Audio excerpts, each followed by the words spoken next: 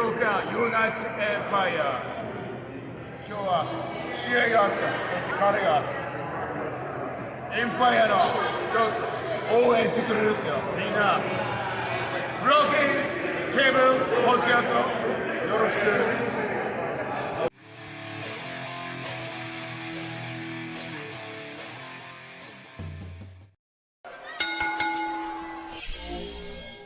What's going on, guys? Welcome to the Broken Tables podcast. I am your host, Jeffrey Vegas, here as always with our Broken Predictions champion, Rome. How are you doing tonight, sir?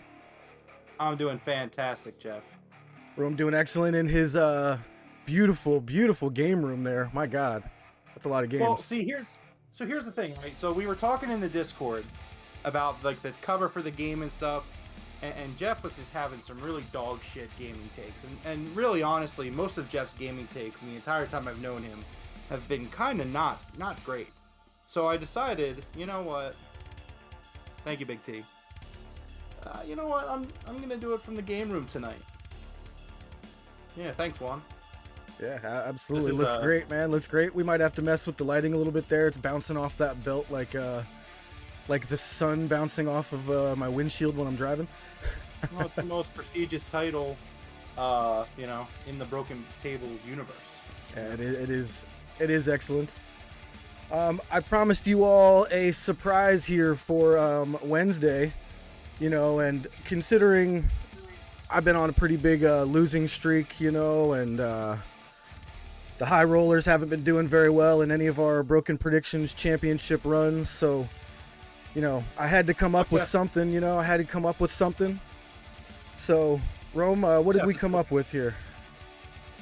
So, are we referring to our wonderful coach?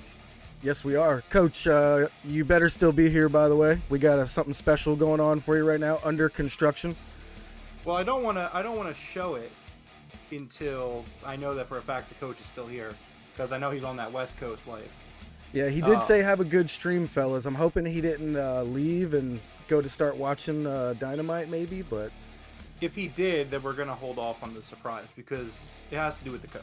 All right, so until we confirm he is still here in chat, we will hold off for a moment. Welcome to everybody in chat. Thank you guys, Big T, Juan, Miyaja. Welcome, everybody. I think we even had Joseph Juhas in here as well. Welcome, sir. Thank you all for joining us over here on YouTube tonight for our AEW Dynamite review. And wow, what a freaking awesome episode of Dynamite this was, man. This was our first night with Madison Rayne as the head coach of the women's division, if you guys were not aware of that. Madison Rayne from Impact Wrestling has been hired as the coach of the women's division. This was officially her first night as the coach. And I don't want to say it was obvious, but that freaking women's tag match tonight with Dr. Britt Baker and Jamie Hayter versus Thunderstorm, dude, that match was absolute fire. So I was loving every minute of that match. Yeah. Well, so you talked about Madison Ray getting added on. Do you want me to go over? I was going to go over this towards the end of the show, but you want me to go over the promotions that happened in the company today? Yes, actually, please do. All right. So we got a press release here from AEW this morning. Basically, Juan in the Discord right now trying to get the coach in here.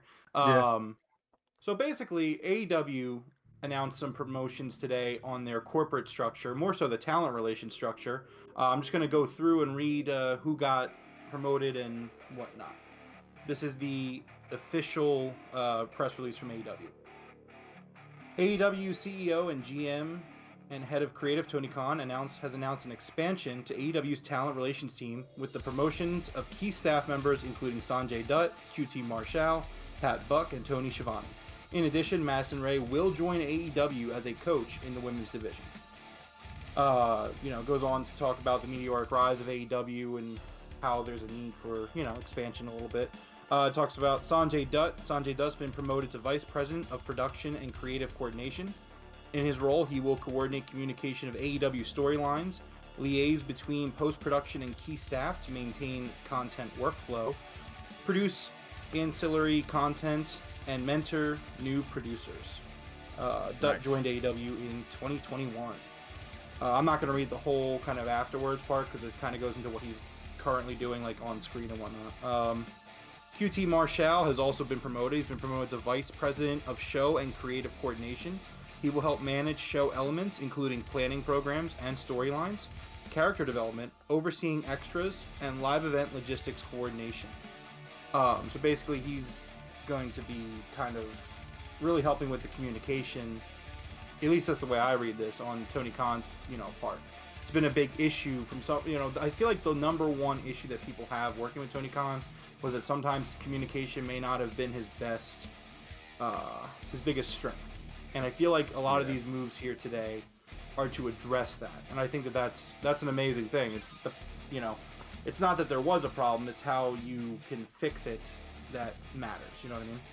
Yeah, and I agree with that. And even Joey Janela actually came out and said it wasn't Tony Khan specifically that wasn't communicating. It was kind of in general, the whole HR team and those guys, you know what I mean? So, but still, it is good to see. Moving on, Pat Buck has been promoted to Vice President of Talent Development. In this position, he will liaise with talent and production, oversee all coaches, provide input on matches and promos, and lead the talent relations team. Tony Schiavone has been promoted to Senior Producer and Special Advisor to Talent. In this capacity, he will work directly with talent as part of the talent relations team. And then, as you mentioned, Madison Rain will join AEW as a coach in the women's division and kicked off her new role tonight in her hometown of Columbus, Ohio. Nice. All right, so while we wait for the coach to jump back in, we'll start off with our Dynamite here tonight. Started off with Orange Cassidy versus Jay Lethal, and I totally forgot this match was gonna happen, man. But this was a banger right here. And so, you know what's funny? I'm pretty sure you're about to say this, but I think Orange Cassidy is the only guy with 20 breakout matches. You know what I mean? Everybody forgets after every match, they forget how good he is. And then they're like, oh my God, that was amazing. It's a breakout match. And it's like, he does it every time. It's almost like somebody shared that in the Discord, tagging you saying, Jeff, this is totally you. Really? I tagged you. So Orange Cassidy said in an interview, he's like, yeah, I feel like I'm the only guy who's had 16 breakout matches. People always seem to forget that I'm, pretty good. And, this is the movement. This is, I'm going to die on this hill. Jeff, it is time for you to stop disrespecting Orange Cassidy. I don't think that I disrespect him. The only thing I say is I don't think he should ever be world champion. And that's all. You're going to kill me. I know it. It's fine. We just are going to have to agree to disagree here. I wouldn't be like horrified if he was. I would just be like, all right, this better be a quick one. That's all, Look, Orange Cassidy, they opened the show with him almost every week since he's returned. The guy's extremely over. He's really good. He's extremely over. He opens the show, which they do that because he's a draw. They're opening every single every show that he wrestled on. He's opening the show. And Big T, he is wrong. Because at the end of the day, even I think champion, I'm sort of wrong, but See the problem, Jeff. Is this a glasses moment? This is a glasses. The problem, Jeff, is that you're kind of like you're like one of those old carnies, right? We're like, oh, this is what wrestling's supposed to be. At the end of the day, Orange Cassidy, number one, moves merch. Number two, is over with the crowd. Doesn't matter what age you are, doesn't matter where they go. He's generally over, extremely over. He puts out top quality matches. He's got a character that, is memorable. You tell me what makes a champion, and no, Big T, you don't have to apologize for Jeff, because I know Jeff feels this way, and he's just wrong.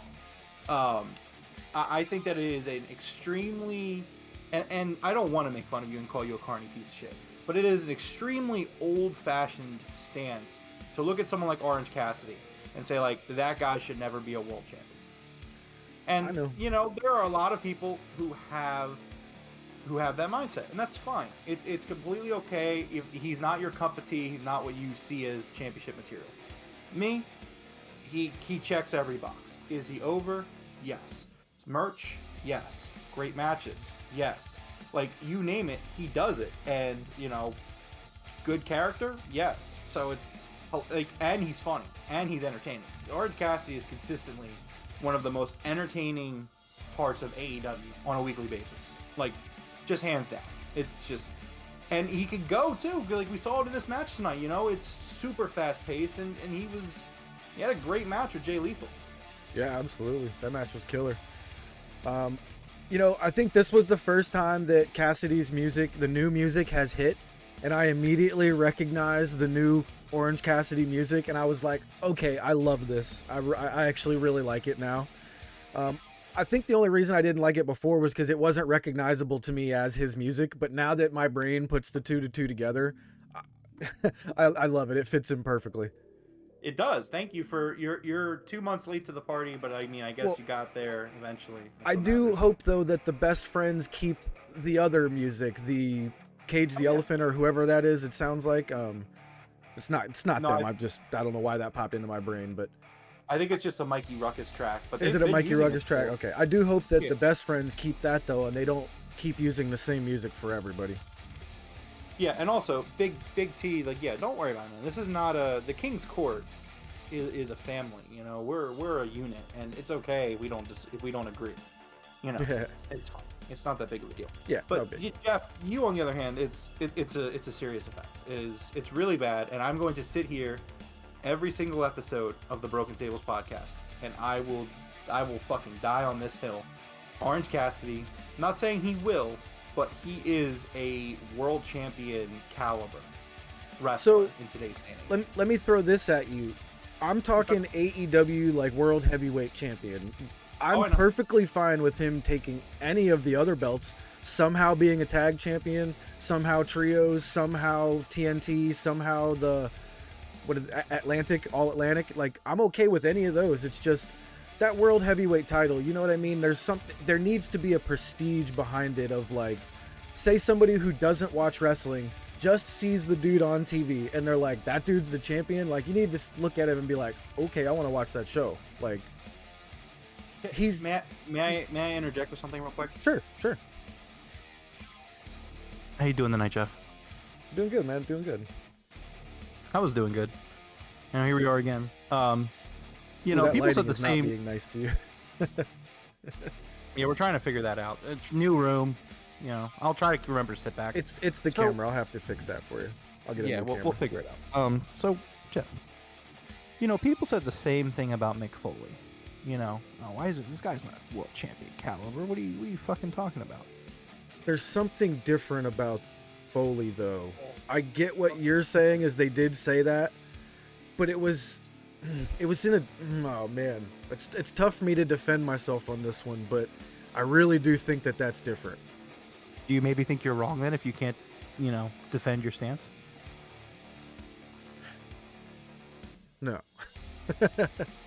Maybe. Well, we'll go with a maybe on that one.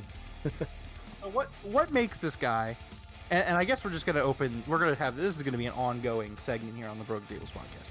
What exactly do you think this man needs to fucking do in your eyes, to be worthy of winning a world championship? Because, I mean, that should be the goal of every single wrestler in the industry. Like, not AEW, like AEW, yes, but I'm saying, like, if you're a wrestler, wherever you're at, your goal should be to be the world champion of that promotion.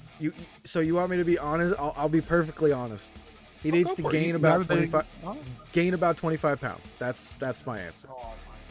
He's my size. I cannot believe anyone my size is going to be the AEW World Heavyweight Champion. I'm sorry. See, now I need to call you a carny piece of shit. Like, that's where we're at now. Saying that he's too small, like, okay, well, people said that about Daniel Bryan when he was in WWE. But Daniel Bryan, people said CM Punk was too small to make it work there, you know. But CM Punk made it to the World Championship and beat John Cena in a main event at a pay-per-view for a world title. Like, you know, it's like Rey Mysterio was too small. You know, I mean, he won the World Championship multiple times in WWE.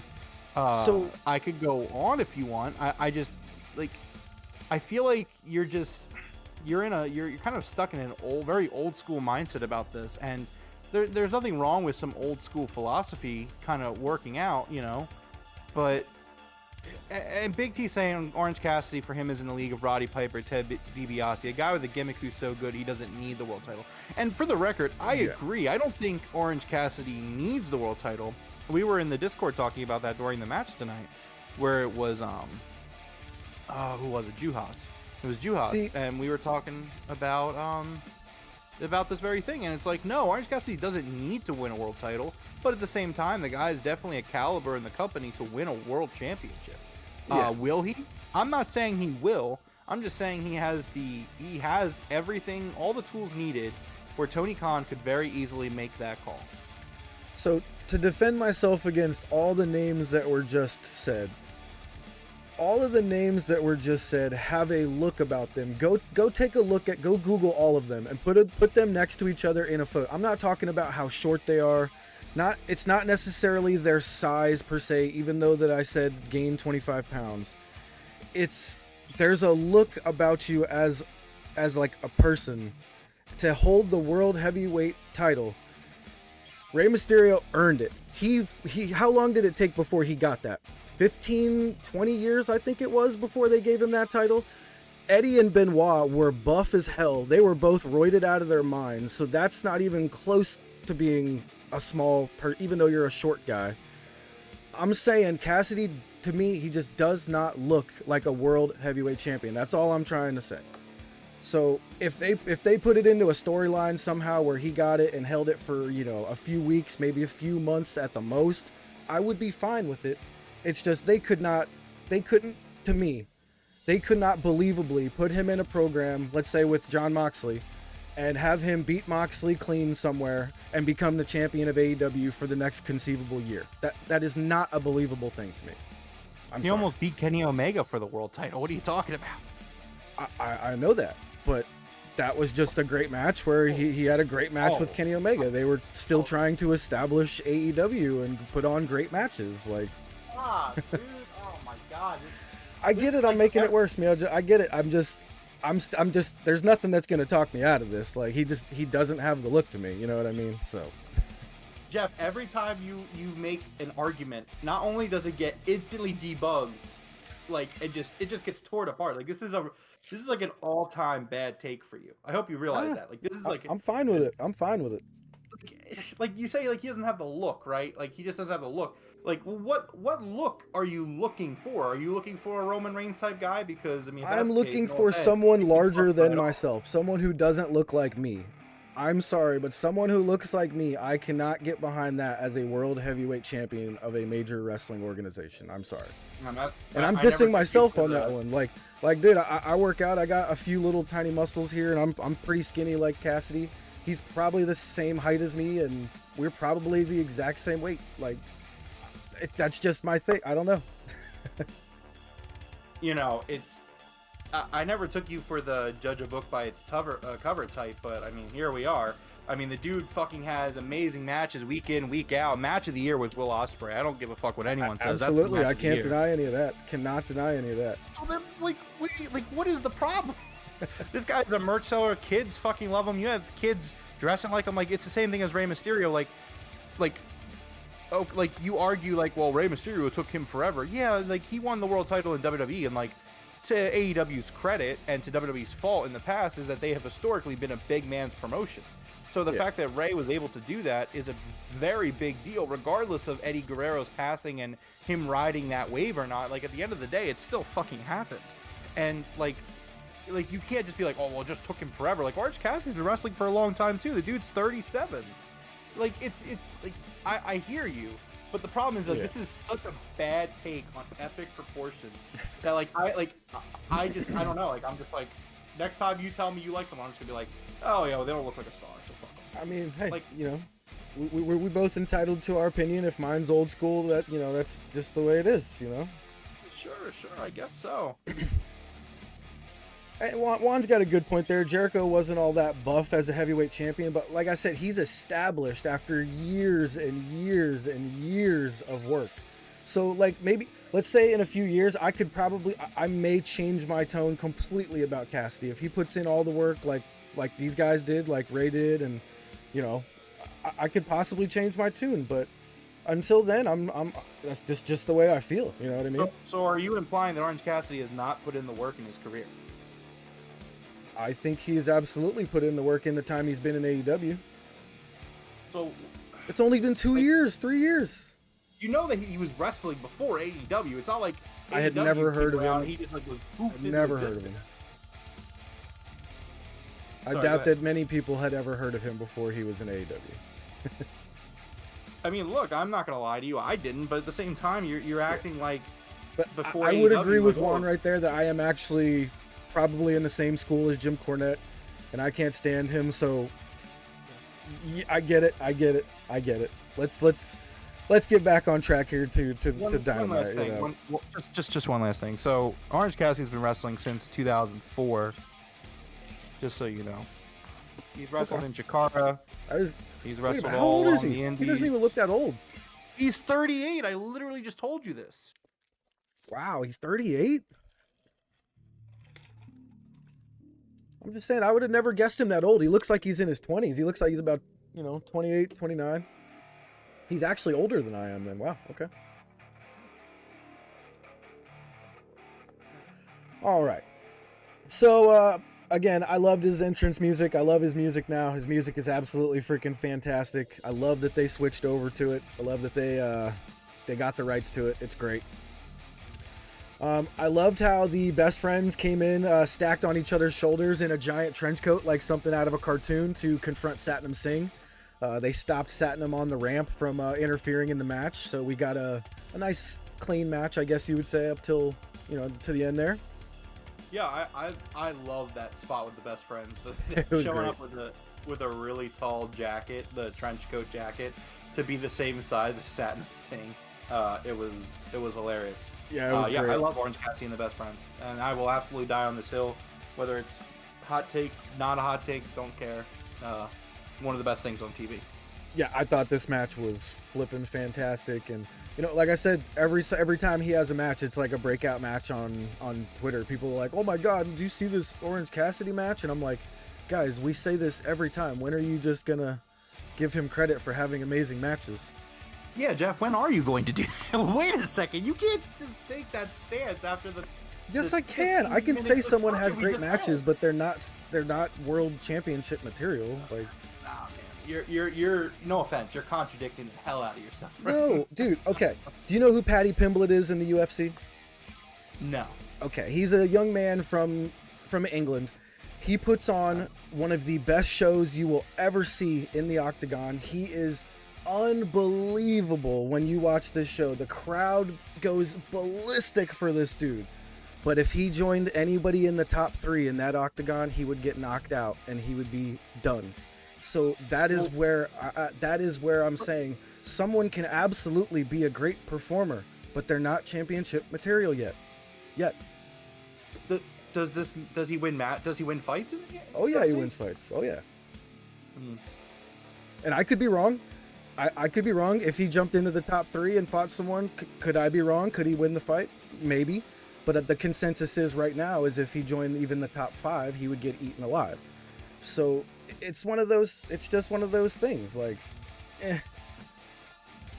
Yeah, Ryan, I know. It's kind of a shame. It is a shame. Orange Cassidy just gets hell. But the guy, this is the hill I'm gonna die on. Absolutely, I totally understand it. Like, I'm not like saying like I can't believe you think he should be champion. Like, I totally get it. You know what I mean? So, again, just to reiterate, like, in terms of AEW's roster, like, I don't think he should. I mean, I think he's world championship caliber. If somebody, like, if I blinked right now, right, like, let's say I went into a coma and I woke up 5 years from now and like I saw Orange Cassidy was the AEW world champion at some point over the next like 5 years, or I'll even say 2 years, I would not be shocked. I would be very happy, but I wouldn't be shocked. I wouldn't just be like, what the fuck, what happened here? Like, no, like he's like, I don't know. Again, the dude's been putting in work. Just because he was mainstream, he wasn't mainstream until AEW came around, sure, but I mean, that's the thing. In the Fed, he wasn't getting the opportunity because of what he looked like. And for me, I don't give a fuck what you look like, as long as, I mean, like, obviously a look, you need a memorable look. And to me, Orange Cassidy has a memorable look. You know, I can he's got agree with the that. jeans, he's got the pockets, he's got the glasses. Again, kids fucking dress up like him. I'm sorry, we're like this is going on very long, and I apologize. No, it's fine. But It's fine.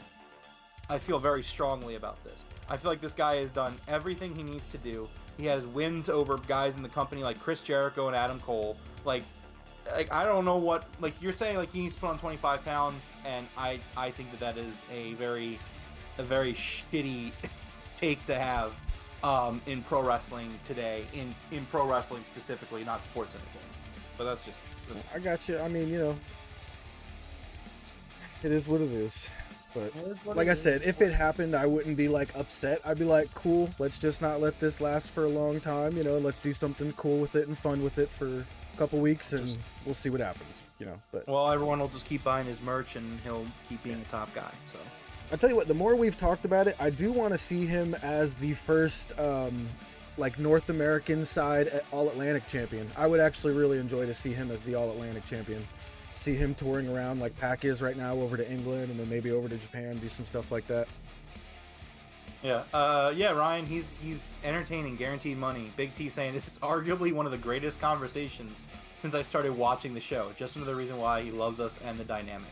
Thanks, man. I appreciate that. Yeah, you know, it's all good. Like we're disagreeing, but we're cool. There's no beef. We're not gonna like get off the stream tonight and be like, Jeff, you fucking idiot. Like, what do you? Well, I mean, I might say that, but I won't. Like, I will, but I'm not gonna be like, you know, I'm done with you. The only person that I'm done with is Forrest. You know, that guy. Oh my. Who? What? Oh. You know, so I saw on Twitter, someone sent me a tweet of his today, and like it was an awful take. It was Pokemon Legends Arceus was a bad game, and like I was like, oh, that's a bad take. That's a really bad take. That is a really good game. Yeah, I mean, you don't have to comment on it, but it was a bad take. It's one of those games that I'm like, I wish it was better, but I don't think it was bad at all. Like, I wish there was multiplayer where we could have just wound up seeing each other in the world, kind of like World of Warcraft, and then just had a big old battle. You know what I mean? Like, that would have been insane, but it was still good. It was still very good. Yeah, I mean, in my opinion, and no, I'm not gonna say it because it's a hot take. People are gonna get mad if I say it. Actually, no, it's fine. Fuck it. It's fine because everyone's mad. You know, I'm mad at Jeff, so for his bad take. Based off every game that I've played that's come out this year, Pokemon Legends Arceus is my game of the year at this point for 2022. Ooh, nice. Do you have the cover? I have not played Elden Ring. No, I have not played Elden Ring. It kind of slipped off my radar. I had a really busy month that month, so I didn't buy it. I'll probably get it at some point, but I'm not really into the Souls games too much. Big T asking if I have the cover. Yes, I absolutely do have the cover. It's right here. Oh boy, I don't want to talk over. I was like, watch that Super Nintendo game's going down. That's what I said. Yeah, that's a Link to the Past. Bam. Oh no! Come on! There it is. It's there. We'll go lower. There you go. Yeah, close enough. Good enough. Got to figure out the lighting here. The reason I haven't done the streaming here yet is because the lighting in here is really bad. It is a really bad lighting situation here. And I'm pretty sure it's the actual camera. I'm gonna get you the same camera that I use here. It takes pretty much any lighting you give it very well. But yeah. Anyways, moving on. So I gotta see how you feel after we had this conversation here. How do you feel about Jay Lethal winning this match? I was not expecting Lethal to win, to be honest with you. So my initial reaction was surprise, but then I forgot about the Wardlow interaction on Friday. So once Wardlow came out, I was like, oh yeah, that's right. They were building towards that. I thought that this was a really great win for Lethal, considering he has a title match this Saturday. Big T, it's a really good game. I really enjoyed it. It's a huge open world, man. So good, so good. Huge open world. It was so good. I loved it. And it really sets up for Scarlet and Violet this November, which is also going to be really good, which has 4-player co-op. Nice. Open world. So yeah, Lethal worked over the knee, and then at the end, he gave the knee like a crazy little drop kick and finished him off with the lethal injection. Like, that was nuts. I thought this was a really well done finish, the way he was working that leg and kind of pushed him off the leg into a lethal injection. Yeah. It was a really fun, good match. Juan's asking if Battle of the Belts is taped. It's going to be taped Friday night. Excuse me, Rampage is live this week. And Battle of the Belts will be taped before Rampage. Nice. So, what happens when they don't do Rampage after Dynamite? So, is there still something going on right now for them, or did they just go home at 10? Honestly, I don't know. I would love to know. Maybe they filmed some more Dark Elevation. Maybe they... I don't know. I do not know. I don't have an answer for you on that. But if you guys didn't know, that is how Battle of the Belts works. Friday Night Rampage before Battle of the Belts is always live on Rampage, and then Battle of the Belts is filmed that same night with Rampage, kind of like they do Dynamite with Rampage.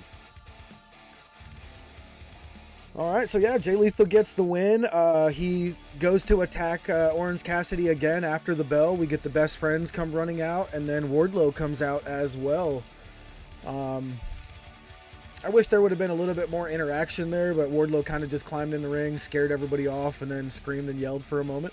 It did what it needed to do, but I want to see Wardlow back in the ring, man. Since he won the belt, he hasn't been in the ring. What the heck? That's just not true. It's not? Has he been in since then? Yeah. I'm probably just forgetting it. He probably squashed somebody, right? I feel like we're not getting him in the ring very often. You're trolling me right now, right? Am I?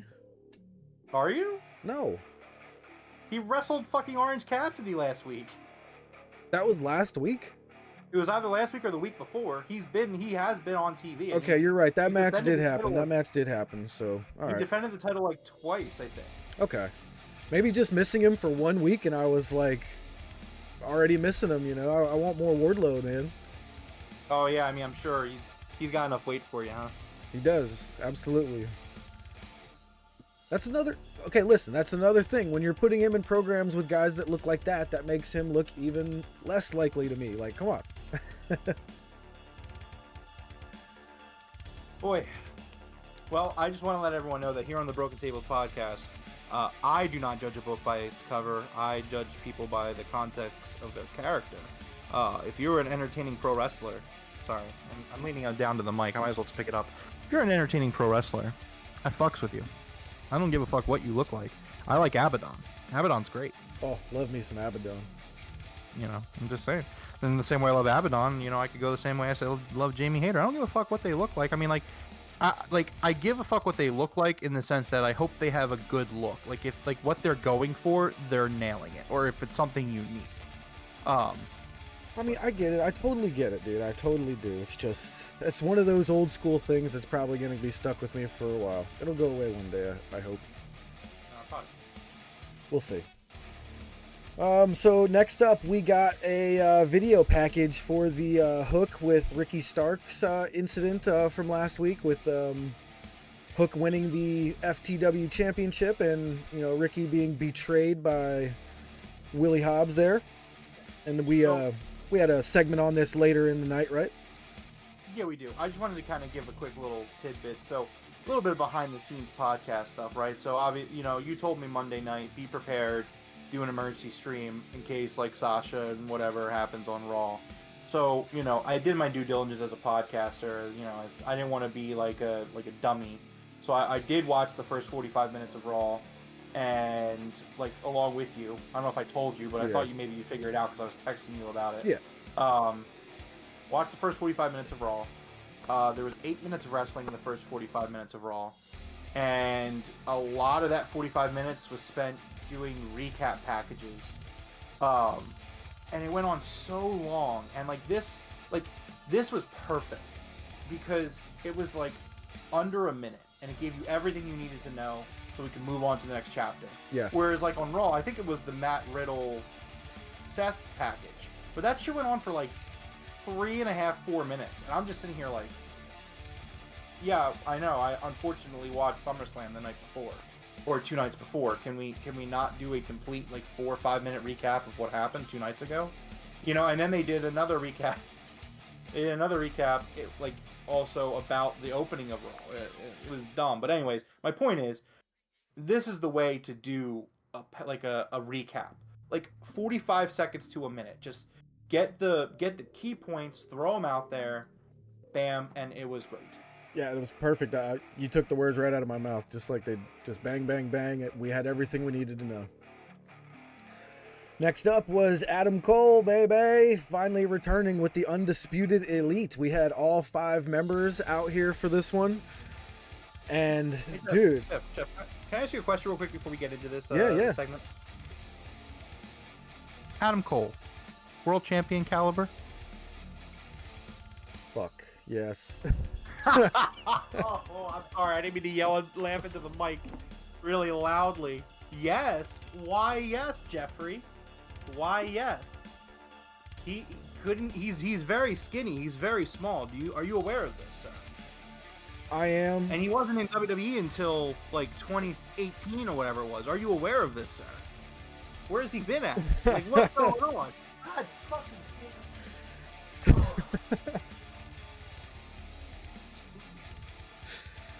So, what I'm gonna say to this one is, Oh yeah, I believe he proved himself over in NXT to the point where I had no choice but to acknowledge Fuck. the God Adam damn Cole it. baby. I hope everyone knows, watching this and maybe listening post, how fucking hurt I am right now. Like, god damn it, man. Like, I was waiting for this segment to pop up because, like, I thought about it earlier in my argument. I was like, or Rey Mysterio, or I almost said Adam Cole, and I was like, I'm not going to say that. I'm going to fucking wait. I'm gonna have to admit, Rome just hit me with his finisher, and Aubrey just rang the bell. 1, 2, 3. Case closed. Yes, Big T. Thank you. This is ridiculous. This is an awful argument. This has been an awful ongoing argument. I'm glad that everybody enjoys it. But Juan saying he didn't think the video packages were that bad with Raw. This could have been the first time in many years people were watching Raw. I could sympathize with that to an extent, but nah, man. So, Rome, it is kind of funny. Right after we stopped watching, they did put on like 90 minutes of wrestling, and everybody's like, that's the most they've had in years. And I was like, really? Right when I finally turned it off, they actually started putting on matches? Well, maybe Triple H, I'm sure he's going to make the product better. I'm still very skeptical about change there in general. I definitely got to see it. I understand a lot of talent are like love Triple H, for what he did in NXT. I'm not as easily sold. I'm optimistic but cautious, as we've talked about. But anyways, tell me about Adam Cole, Jeff. Tell me about how this man is a world caliber fucking wrestler, please. I'm not gonna like go pushing for him to win the AEW World Championship or anything, but if they threw him in a program, I'd be fine with it. And so, yeah. Stop it. I secede my points of Orange Cassidy. I give up. Awful. This is awful. This man really saying Adam Cole isn't world championship caliber. Yeah, Rome swept the leg. I just put him with the GTS. I'm just like, that's and it. It's done. I got Adam Cole right here above me, man. So you got me. I'm just saying, bad take. Anyway, this has been a segment. I don't want to like not give this segment its credit. This is a segment that I've been waiting fucking year, like over a year for. You take over for this one. So, the Undisputed Elite come out. Adam Cole, the Young Bucks, and Red Dragon. With Brandon Cutler, of course. They come out, and Adam Cole reveals that he's still not medically cleared to wrestle. Ryan Davis saying Adam Cole is smaller than Orange Cassidy. Let's see. So, we have the Elite come out, and Adam Cole is talking about loyalty. He's talking about how Red Dragon's loyal, they're his loyal friends, and he came to AEW for the Young Bucks. Now, that's not the same thing that Kenny Omega told them once. Kenny Omega said, I chose the Young Bucks. Those are two different things, folks. Yeah. Make sure you keep that in mind. And he talks about how he's not cleared to compete. Kyle O'Reilly's not cleared to compete. And you're not going to choose Bobby Fish, so you guys can't compete in the trios tournament. Duke is saying, what about John Silver? Oh man, all the small in stature, big in heart guys coming out of the woodwork, and Jeff is just like, nope. not So, having it. I can't see Silver as champ because his character just doesn't allow it. Yeah, I actually agree from a character perspective. It has nothing to do with his size, though. No. I don't look at John Silver's size and say he can't do it. No. I mean, it's more so he's dying in the Dark Order along with the rest of those. Yeah. Poor If he turned bastards. into like an evil Tommaso Ciampa, like if Silver did, holy shit, that'd be insane. Yeah. Anyways, so he says that the Bucks aren't going to be able to compete in the trios tournament. In which case, the Bucks get a little defensive. They're like, "What the hell? What do you mean we can't? You can't tell us not to compete?" And they're very confused. They turn to look at Adam Cole, and Adam Cole says, I didn't word that very well. He says, "You're not going to be physically able to compete." And at this point, the Undisputed Elite turn on the Young Bucks and begin a beatdown. And then I'm sitting there, and I'm like, we're getting something good right here. Oh yeah. Like either I'm right, and we're about to get Hangman, or I'm wrong, and we're about to get Kenny Omega. And out comes fucking Hangman Adam Page. And when I say I stood up from my chair, I cheered, I freaked out. Again, like for those that watch the podcast, I've been waiting. I watch BT every week, and every week when Adam or Matt like text each other about making up and just kind of putting the past behind them, they delete the text, and I get so upset. And to see that Hangman come out tonight, it was a really fucking cool moment. It was so hype, and it's just long-term storytelling that just works so well in AEW. And yeah, it is looking like the trios tournament. It's going to be the Hung Bucks, and I'm extremely, extremely excited about that. I'm very happy about the segment. I fucking love the segment. Yeah, man. I actually was not expecting before this segment started, when they announced the Undisputed Elite was going to be here talking, I did not suspect anything of a heel turn or face turn for the Bucks, you know what I mean, or heel turn if you want to call it that for the Undisputed Elite there. But about halfway through Adam Cole's speech, it just like clicked in my brain. I was like, he's about to turn on them. I was like, is this going to happen right now? I was like, wait a minute, what? And it just like unfolded before my eyes, and I was kind of like blown away. And I actually was expecting Hangman because, we know about the Hung Bucks, right? But my wife was like, why is Hangman out here and not Kenny Omega? And I was like, yeah, why is it not Kenny Omega? But, I think you were very happy there that we got Hangman instead, right? I was. Well, I don't know if Purple knows this because I know she kind of started watching a little bit based off of your recent viewing habits. Yeah. Not that there's a problem with that. There's nothing wrong with becoming a fan. But for those that aren't aware, the Hangman was in the Elite. And, everyone kind of forgets if you watch just AEW, you kind of forget about it because the storyline started off very early there that Hangman was disgruntled with the Elite, that there was a breakup coming. That was a very early AEW storyline. So, if you didn't watch before, it's understandable. But there's a lot of history here. Again, the Hung Bucks were former Ring of Honor 6-man tag champions. There's a lot of history there. They were in the Elite. And, yeah, it's, I do think we're going to see Kenny Omega very soon. I don't know in what capacity and where. I mean, he's going to be a part of this angle in some way. Maybe he shows up at All Out after the Bucks win the titles. And he's like, oh, wow, Hangman... Again, I mean, I've been calling this forever. You said you weren't expecting the turn here.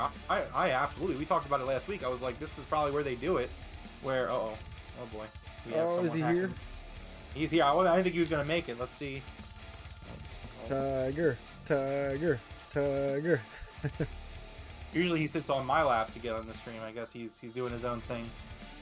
But so he yeah, this is a really great segment. The Elite Civil War is starting, like I told you it was going to, and yeah.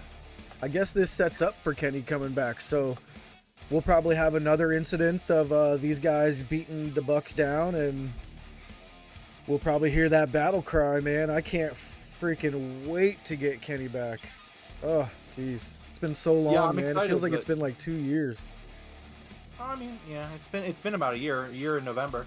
But yeah, man, this was such a cool segment, and I loved it. I was so ready for these guys to figure this out, and yeah, it was Great segment. Loved it. Absolutely loved it. Yep, me too. And Excalibur did mention the Hung Bucks, so I do believe we're going to get that. That's the second time I think I've heard him say that trio's name.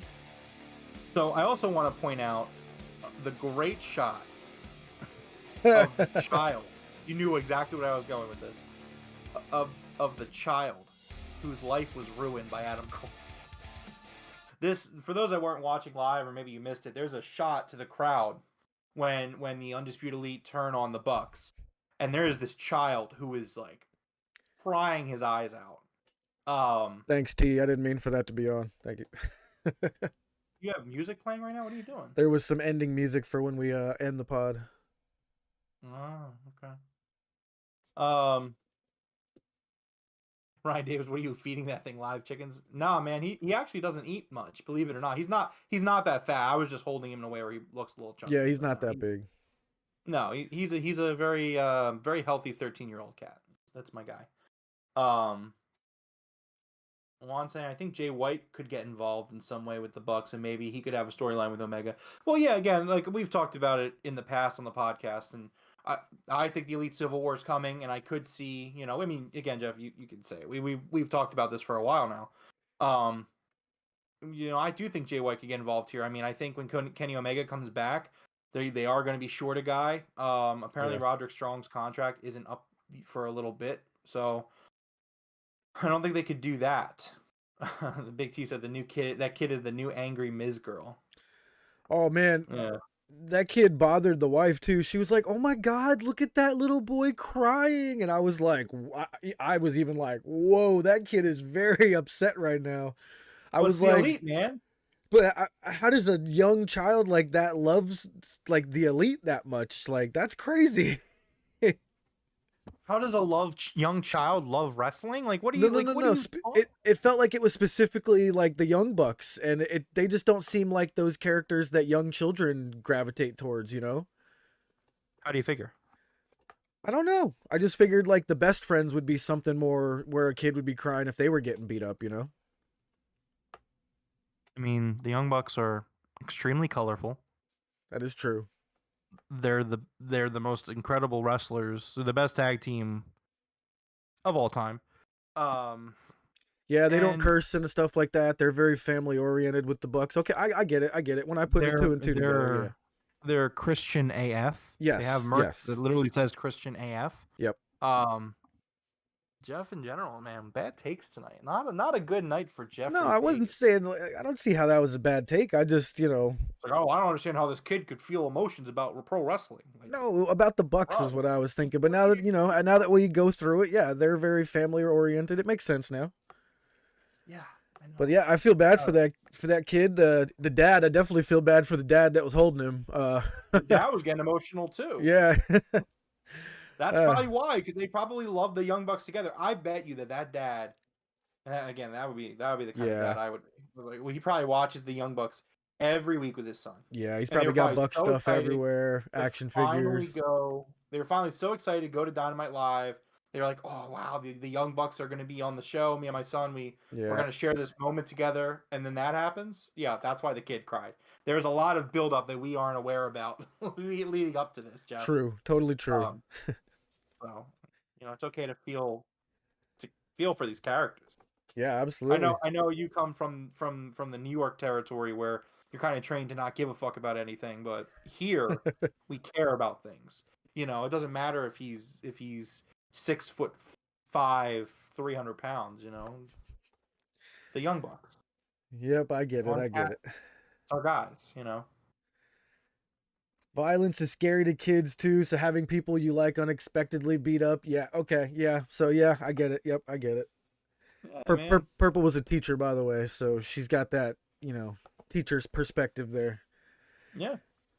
All right, so next up we had a promo from Jon Moxley about how he is the best, and man, I love that promo. Short as it was, that's all it needed. That's all he needed to say. I'm the best.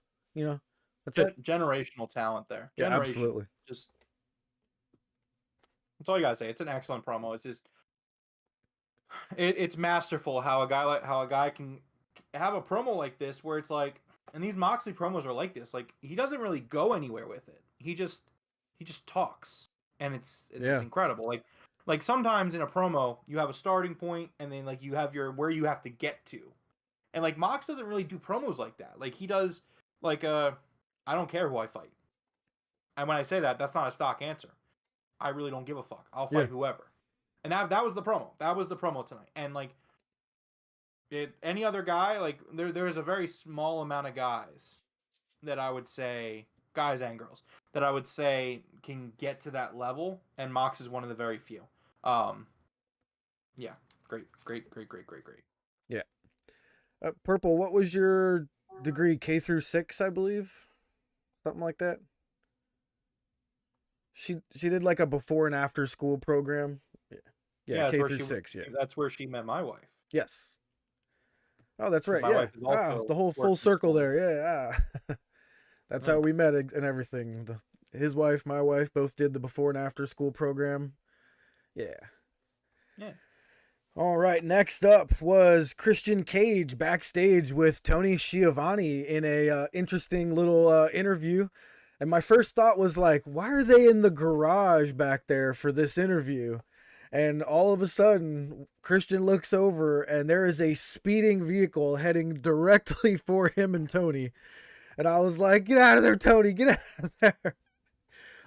And car comes to a screeching halt. Tony and Christian both bailed out of the way. And Jungle Boy hops out looking around, looking for Christian. And security shows up and escorts him out of the building. I thought this was really well done. I loved this. Yeah. He tried to fucking murder that man.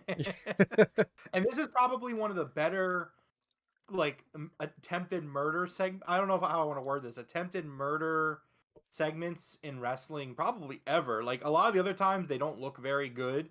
Like, they're not driving that fast. Like, this looked like he was trying to hit him. It was a very well shot segment, and it was so much fun. And again, like, this rivalry is just so intense, and we're leading towards All Out. I mean, you got to assume we're leading towards All Out for this. And man, what a rivalry this is. Christian Cage out here doing some of the best work of his career. Oh yeah. Jungle Boy also. This is a elevation.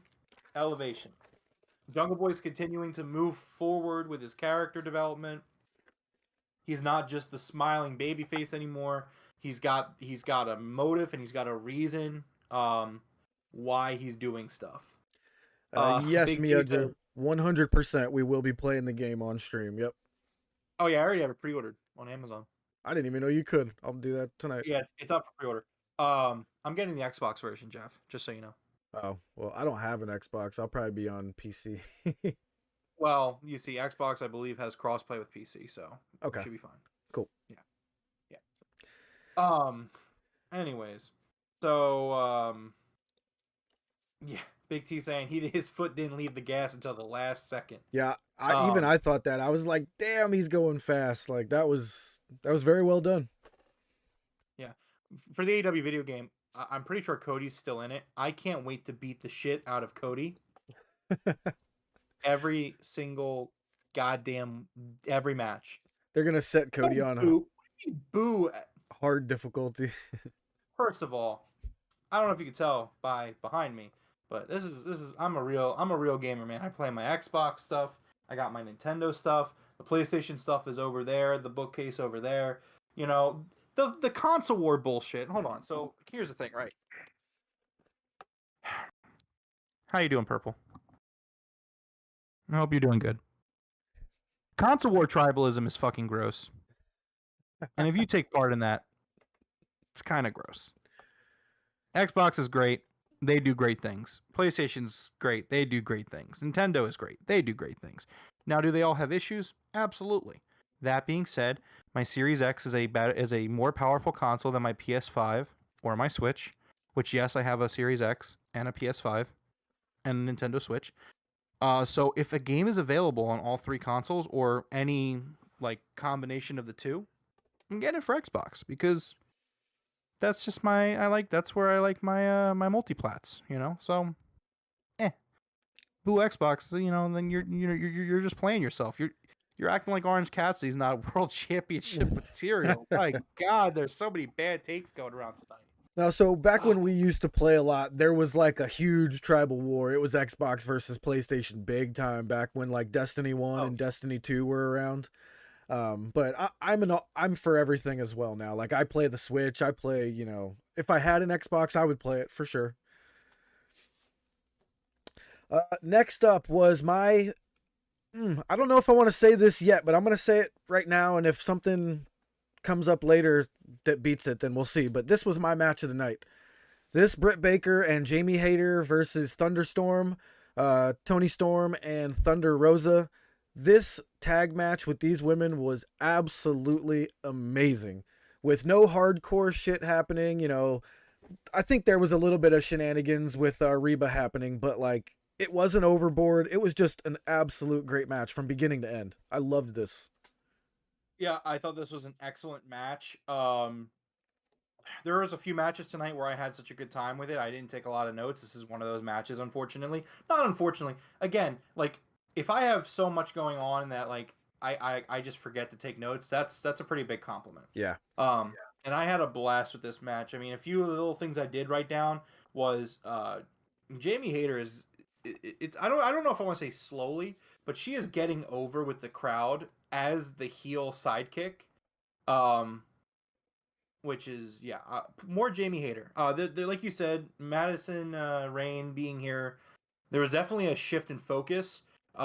We saw the women's match go on in the first hour, segment 6. I mean, in terms of full length segments, though, this was like the third main segment of the show. Yeah. As opposed to segment 7, which usually, that match before the main event spot. So this was a really great time slot for these women to go down and really tear the match, or tear the house down, excuse me. Oh yeah. Just an excellent match, a really fun match. Everybody looked phenomenal tonight. Britt's back. I mean, again, for some reason when Britt's on top she gets worse, but when she's not on top she's fucking kills it. Yeah. Thunder Rosa was great tonight. Tony Storm was fun tonight. And dude, Ryan hit the nail on the head. I thought the exact same thing. Britt Baker and Jamie Hayter's gear, the coloring was very, very Cody-esque. I thought that right away when they took their jacket off. Well, so I thought that too, I noticed that too, but I mean, keep in mind, Cody just ripped off Homelander. Like, Cody Rhodes, man, let me tell you this. Cody Rhodes, not an original bone in the man's body. He just steals things. He's like, oh, guys, I like The Legend of Zelda. Don't you like The Legend of Zelda? And I'm like, yes, Mr. Rhodes, I do like The Legend of Zelda. Maybe I'll like you. He's like, don't do that because y'all just disappoint you in 4 years. Anyways, Cody Rhodes has just made a career out of ripping people off and taking ideas from others. I mean, he's living off his daddy's legacy, and he watched a show on Amazon TV and made a gear out of it, and now everyone associates it as Cody's gear. All right. No, it was Homelander gear. But yeah. I mean, yes, it was styled like Cody does his gear. It was just the same colors, so it gave off that vibe. I'm not sure there was any intention to it. So yeah, I loved the finish of this match. Sorry. Go ahead. Yeah. Go ahead. 1 second. Say the thing. Say the thing. Fuck Cody Rhodes. Just fuck that guy. Like, it's not a WWE thing. It's really not. I swear to God, it's not. Other guy, Alan Angels could show up on WWE tomorrow. It'd be fine. It's Juan. That is not a bad take. Cody Rhodes is the biggest fucking loser in pro wrestling. And you know what? I'll even do you one better. I bought into his bullshit, so I'm a loser too.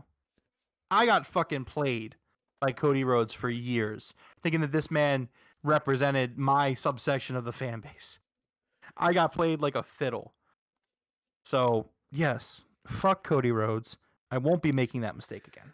No, we were both huge Cody Rhodes fans there, Ryan and Juan, and for 3 years of him creating AEW and telling us how the WWE was the enemy and then going back over there like that really, really bothered us, Whereas I don't blame him much anymore because I get it. He took the millions and millions for his family, but that still doesn't mean that what he said and did for those few years doesn't make him a turd afterwards. So, Taking the that's money just kind of makes where it we're at. taking the money makes it worse.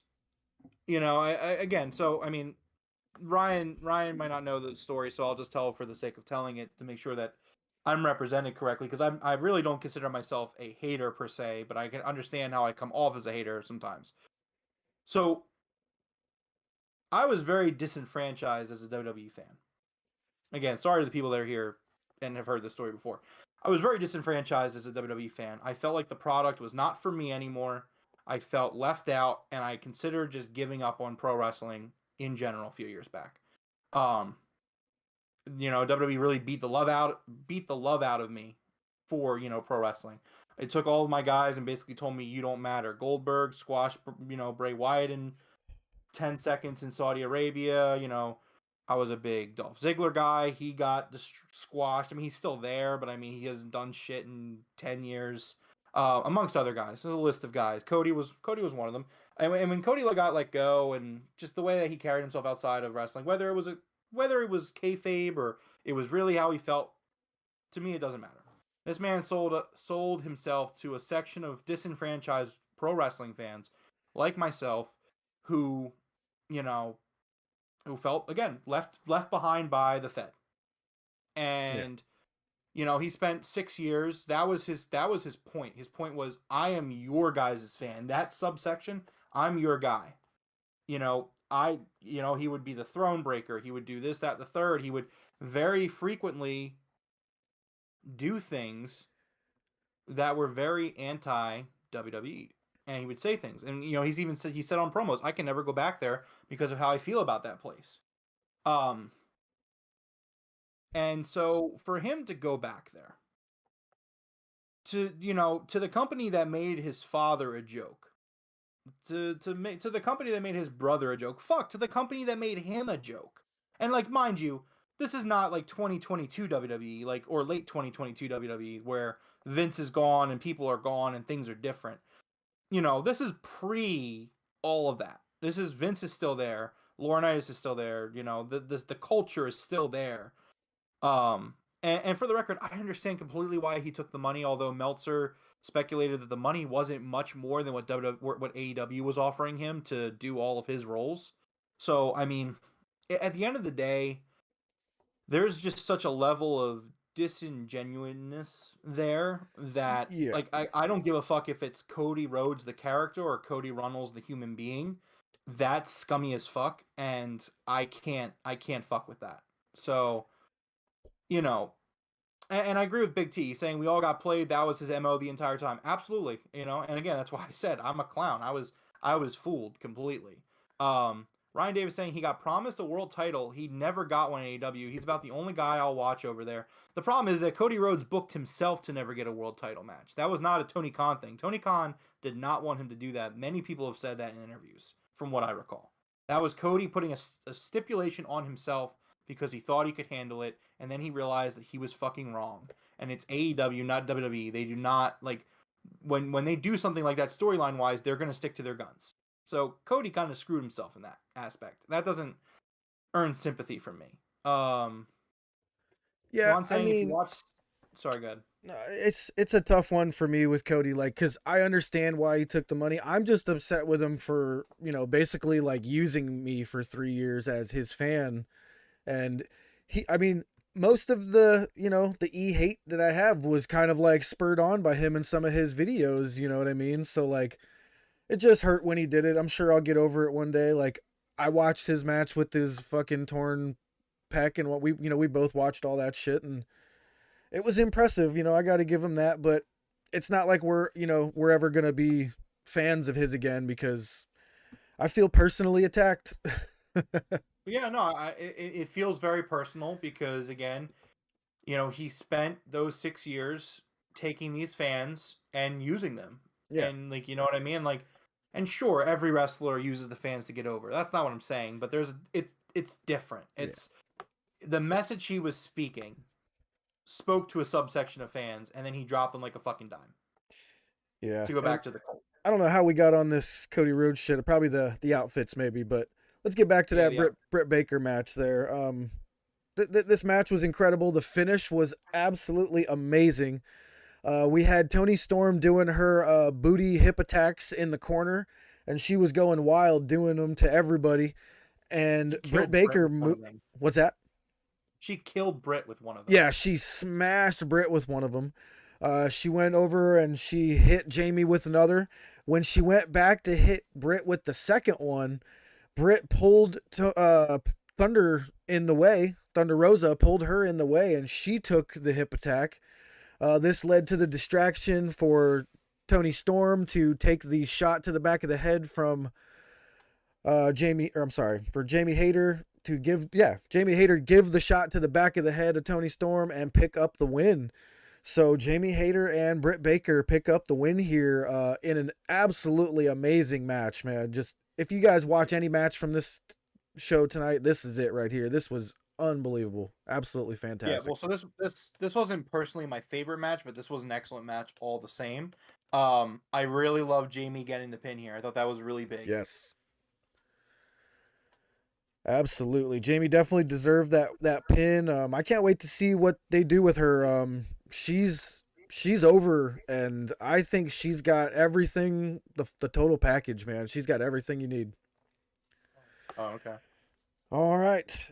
Next up, we got, oh God, a horrible, horrible video package for Sammy Guevara and Ty Conti's marriage, which luckily we were spared by Eddie Kingston interrupting midway through, and this was great. So the way that they did this with Eddie in that video package was fantastic. If they would have finished like a whole 2-minute video package, I would have been like, this was terrible. This was horrible. Get it out of my face. But the way Eddie interrupted it and he was laughing at it and was like, get this crap out of here. I loved it. Absolutely. Yeah, well, that was the point of it. They went for something that was really, really bad because Eddie interrupted it. Yes.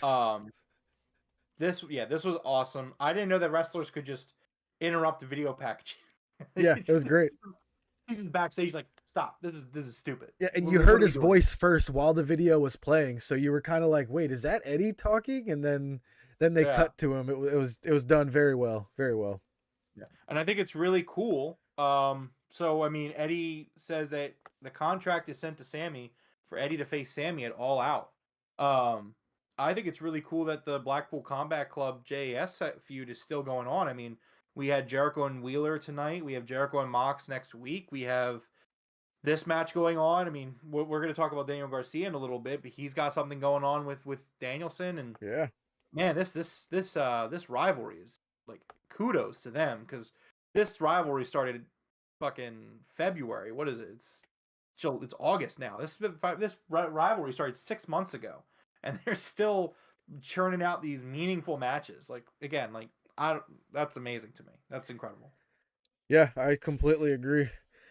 So yeah, Eddie challenges Sammy at All Out. Said the contract's in the mail, already signed by him. Signed the contract. Yeah, that's gonna be good at All Out. I wonder what kind of match they're gonna have. Whether it be just a normal match, maybe a street fight, something. Yeah, we'll see. All right, next up we had a recap of Hobbs and Starks with Taz on commentary. So Taz has taken Ricky Stark's side. He says Hobbs, better not cross any of us. So it does seem like Hobbs is going to be the heel, while Starks is going to be the face, along with Team Taz for a little while here. Did you hear what Taz said? What did he say? All right, well, take your hat off. So I guess Jeff was not paying attention. Taz, great Philly wrestler, not from Philly, from New York, but ECW.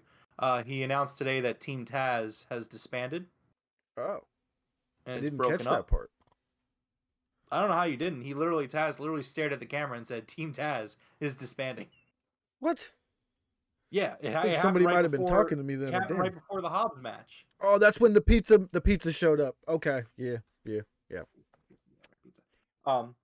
Anyways, yeah, Taz was on the camera. He basically said that he was upset because he had no idea about anything that happened last week. He did not know that Taz was going to, yes, Big T, play taps. He did not know that Ricky Starks was going to defend his title a second time after the Danhausen match. He did not know that Hook was going to challenge Ricky Starks for the title. He also did not know that Hobbs was planning on betraying and turning on Ricky Starks. So he said because he felt like all of these guys wanted to do their own thing and didn't want to keep him in the loop, he has decided to disband Team Taz. And that is the end of Team Taz. Very underrated faction, in my opinion. Very underrated. We will miss Team Taz, but I think they just want to move they just want to move Taz to a full-time commentary role. He hasn't really walked them down to the ring in a long time, so I'm cool with it. I mean, as long as Taz is still doing commentary, because that guy is amazing. He is an amazing commentator. But yeah, Team Taz is no more, and then we get Will Hobbs, Powerhouse Hobbs, coming out. Repackaged. Dude looks fucking phenomenal. I'm sure more along the lines, Jeff, of what you expect a world champion to look like. And yeah, I mean, this was a really really good resurfacing or repackaging of Will Hobbs. He looked incredible. Jeff would have been depressed eating that pizza if he had heard Team Taz had broken up. Yeah, Hobbs looked incredible. I really liked how he was like, "Watch this, Ricky," and then he just destroyed the opponent. Big T said, "Why?" This was a great squash match. I'm not even sure who the guy was. I don't know if they said his name, but yeah, I wrote it down. They did say it. It's Ren. Hold on. Ren Jones. Ren Jones. Okay. Yep, Ren Jones. All right. Well, after that, we had Ricky Starks come running down the ramp. And did you notice that the cameraman was like, I don't know if it was he didn't see Ricky Starks or if he just meant to keep facing forward, but Ricky flew by the cameraman and it looked like the cameraman had no idea that he just ran past him. I think Ricky was just so wound up and so hyped that the timing was a little off. Yeah. Excuse me. But no, I mean, it was awesome. Yeah, I Ricky loved it. I thought it was down to the great. ring. Of course, He Hobbs lays gets the better of him this time, hits him with the spine to the spine buster.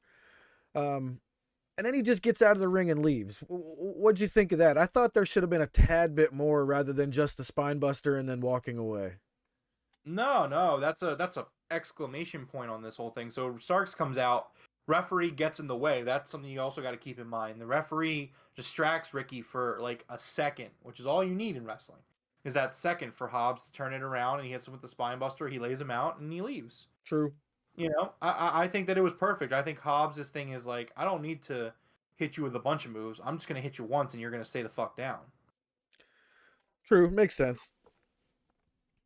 All right. Next up was a Miro video package speaking to his god once again, asking him, you know, and he mentioned a woman this time, and I'm not sure if he's talking about Julia Hart here. I'm really hoping we're talking about CJ. Oh, I was thinking the same thing. I mean, it could be one way or the other.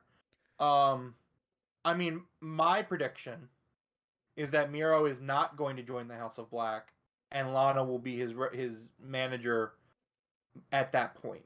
Yeah. Which would make, again, like that was my thought too. It's like, if he was joining the House of Black, it sounds like they're talking about Julia, but why would they not film a segment with Julia Exactly and Miro to set up for this promo? Yep. So I do think that it is Lana. I don't know if she's going to go by CJ Perry, or that's her real name, but I don't know what she's going to go by if she comes to AEW. Ooh, Lana versus I think Julia? that's where we're going with this. What's up? Lana versus Julia? Yeah, I mean, that would be cool. Yeah. I mean, I don't know. If I recall, Lana wasn't really ever the best wrestler, so I don't know. We'll see what happens. I don't know. No, she wasn't great, but I mean, they thought she was decent enough to put her on TV and put her through a table for like 4 weeks straight. Doesn't mean that she's a good wrestler. Nia Jax put her through a table for like 4 weeks in a row. It was crazy. That just means that they buried her. Yeah, pretty much. Yeah, so this was a really intriguing promo, and I can't wait to see this story progress and see where it goes. I love Miro, love the House of Black, so this has got me written all over it. Yeah. More importantly, let's get to this next segment, Jeff. So, Darby Allin. Holy shit. Darby fucking Allin. Later, Ryan. Thanks for hanging out with us. Appreciate it. Ryan, have a good night, sir. And yes, Lana is married to Miro. They are still together. Yes. Yeah, they're together. So Darby Allin's talking about Brody King. Now, for those that don't know, Brody King got a tattoo on his arm, I believe. He Yep. got a tattoo somewhere. It's on his where forearm. it's Yep. on his forearm. It's a tombstone, and it says like Darby Allin or Here Lies Darby Allin. It says Here right, Lies Darby Allin. Yep. Right, which is fucking baller, right? Crazy. Fucking Darby Allin, he's sitting there talking about how he's the reason why Tony Khan signed Brody, and he's here because of him, and that's why he feels the need to establish himself above Darby in dominance. Meanwhile, like Darby's doing some of this hand, and like he's kind of wincing in pain. You're wondering what the fuck he's doing. He was tattooing himself on the fucking palm.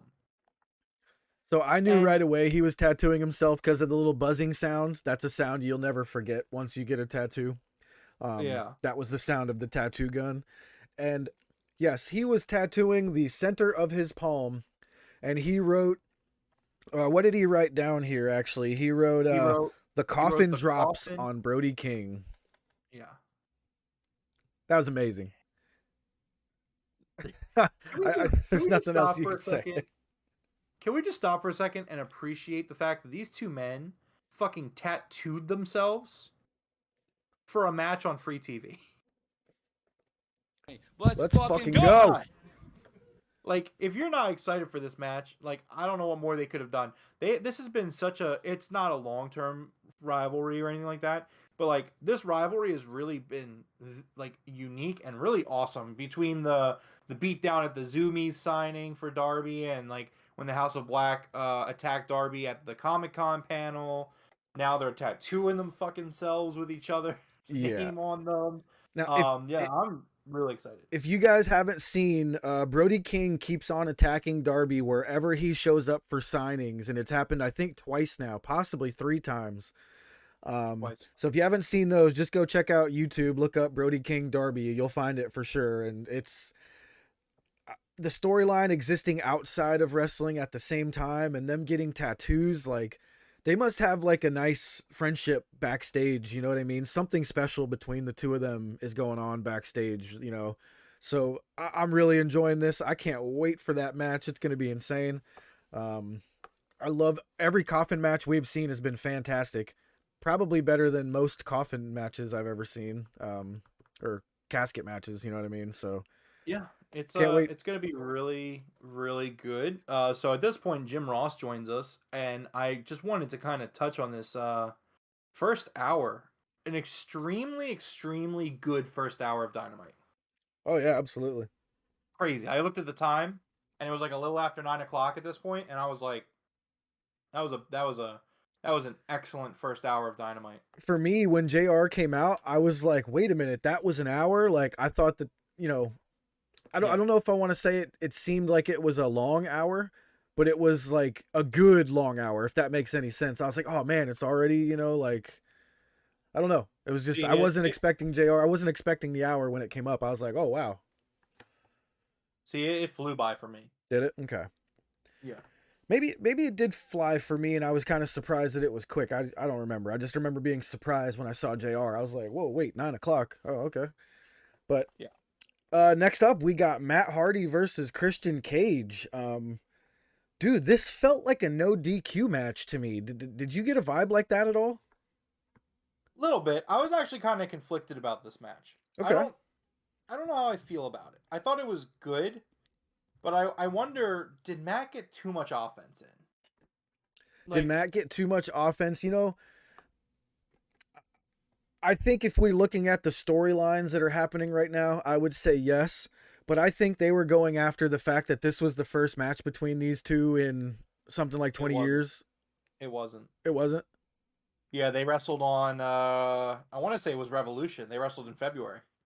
Huh. It felt like that's what they were going after. They've definitely wrestled in the last year. If somebody could fact check that real quick. They wrestled when Matt Hardy was a heel and Christian was a babyface.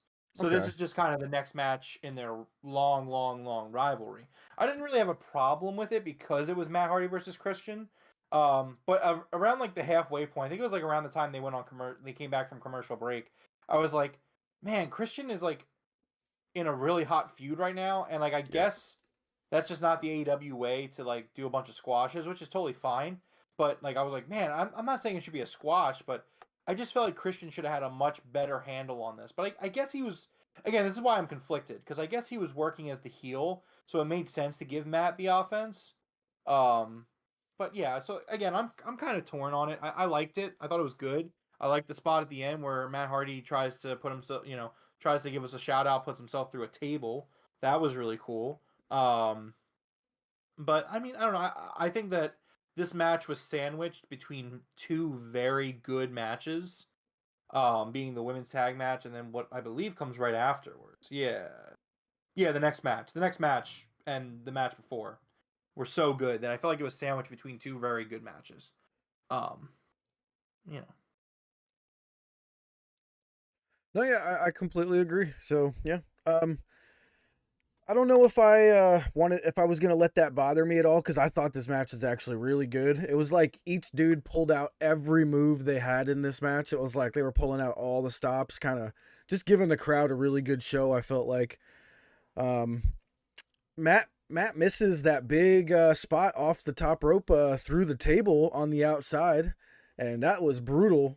Thought we were gonna have the broken table of the week there, but I think we get it coming up a little bit later instead. Yeah, we definitely do. So yeah, Christian picks Matt up after he crashed and burned through the table, hits the kill switch, 1, 2, 3. Christian goes to give Matt the concerto, and Jungle Boy comes out and saves him with Luchasaurus, obviously. And holy shit, Jungle Boy is over as hell, man. Like, I knew he was over, but the moment his music played, the entire crowd is doing the whoa, whoa, whoa, he's over. It's time to push some Jungle Boy. Oh god. Yeah, let me ask you a question. Yeah. So, Jungle Boy, right? Uh-huh. Real over guy, right? Yeah. Is he world champion caliber? Not at the moment, no. Okay. I mean, there's an argument to maybe because he's so young and he's still inexperienced. Yes. But I mean, let me phrase that question. Does he have the look of a world champion to you? I think he has the look of, if I may, this is gonna sound awkward, but he has as much of the look as Austin Theory has the look, if that makes sense to you. So I think Austin Theory has the look, but for the future. I also think Jungle Boy has the look, but for the future, if that makes any sense. Like the young thing. That's not coming out right at all. You're comparing Jungle Boy and Theory look nothing alike. That's what I'm saying. I'm saying, like, I would say the same thing about Theory, that yes, but not right now. You know what I mean? Like, I'm not saying they look the same, but I would have the same answer for both of them. They're both just a little too young looking, too inexperienced looking, Okay.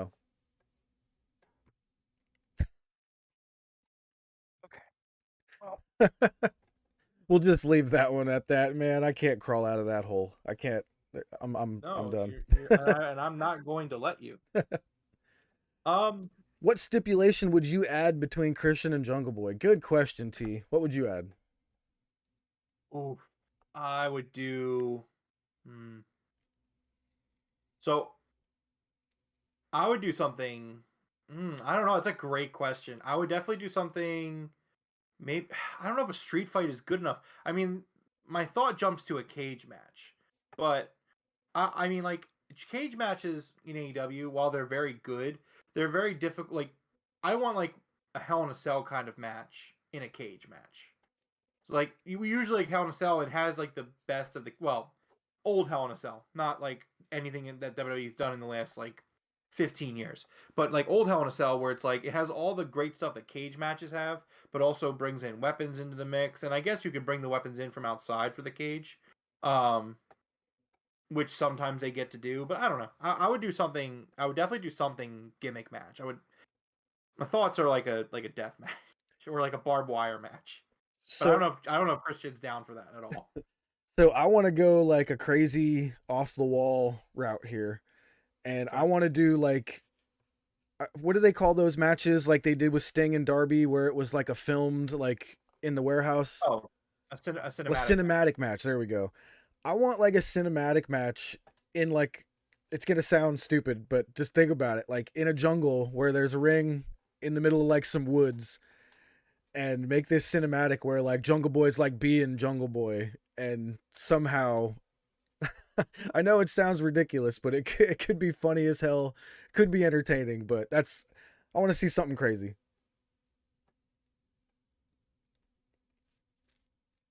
Are you aware that Jungle Boy tried to fucking murder him tonight? Yeah, he tried to run him over. They might have a jailhouse match after this. So why would they do something funny like go out into the woods and have him act like a Jungle Boy? I wasn't putting any thought behind it. I was just having my brain go like, what would be crazy? You know what? I think Big T hit where I was trying to find myself. Parking lot brawl. That's it right there. That's what they need. Do with the circle of cars with the headlights. Yeah. Well, so the first parking lot brawl AEW ever did, in my opinion, one of the best matches in AEW history. Fight me, I don't care. Where it was Best Friends versus Santana and Ortiz. That was a dope ass match, and if we could get something like that again, I would absolutely be down for that. Yeah, that was cool. A lumberjack match with the dinosaurs as lumberjacks. That's something WWE would do. Yeah, that is like the zombies lumberjacks thing. Oh god. All right, so next up was a Daniel Garcia promo with Tony Schiavone. And Daniel Garcia calls himself the Dragon Slayer for defeating Bryan Danielson last week, and I can't believe I didn't think of that. That was such a good nickname to give himself. And I believe he has challenged Bryan Danielson to another match. Is that correct? We're definitely going that way. He basically, he said that this was the biggest win in AEW history. He's like, I beat Bryan Danielson. I submitted Bryan Danielson. And he's right. That's a very, very big deal. Again, evolution, elevation. He's like, basically, I got your number, Bryan. And when you're ready to, when your head's all healed up, come back, and we can go again or something like that. But he's basically like, I have your number. So yeah, this is probably not the last we see of these two guys. Exciting. Taking something out of Seth Rollins' playbook, the Beast Slayer for Brock Lesnar. Okay. But, it makes sense, though. Dragon Slayer, it makes sense. All right. Next up was a video package for Pac, showing his touring around the world, defending the All-Atlantic Championship.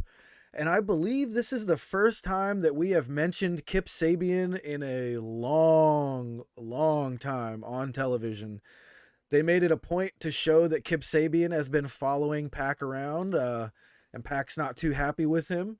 I am wondering if that was actually Kip, in all these different places, but it's very good the way that they're doing it.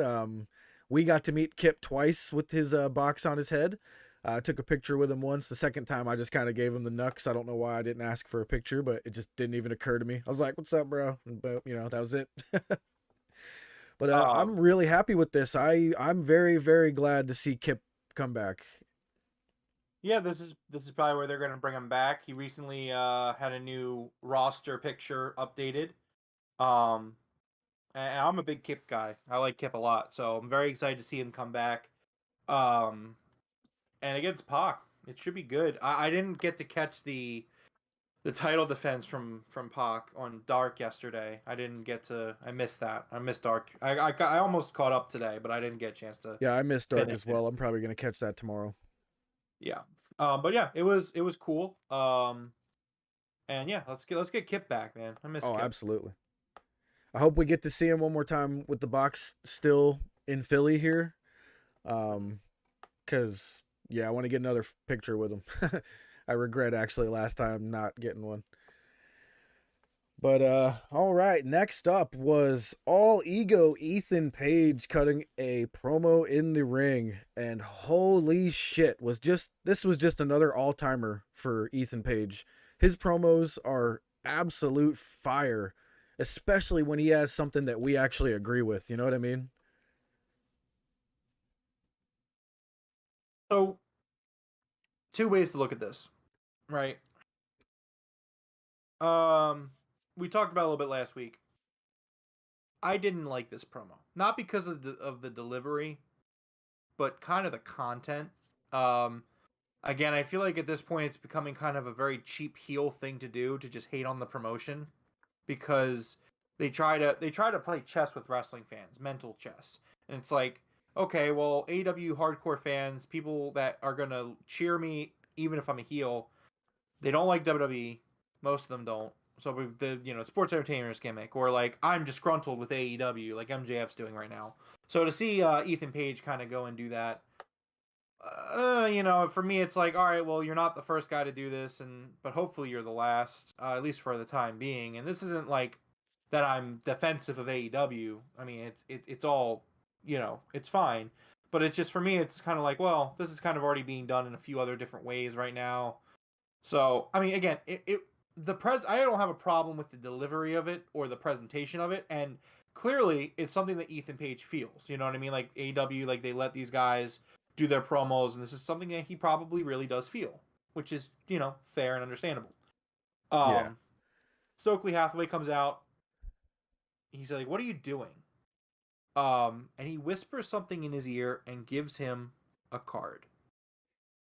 Now, I'm just gonna say this, and this could completely make up for it. I don't know if this is where they're going with it. I'm hoping that this could be a faction with MJF. If it's a work, which probably is. Where would MJF fit in with Stokely? MJF, I believe, has wanted to work with Stokely, or at least they worked together before Stokely went to WWE, so there is some history there.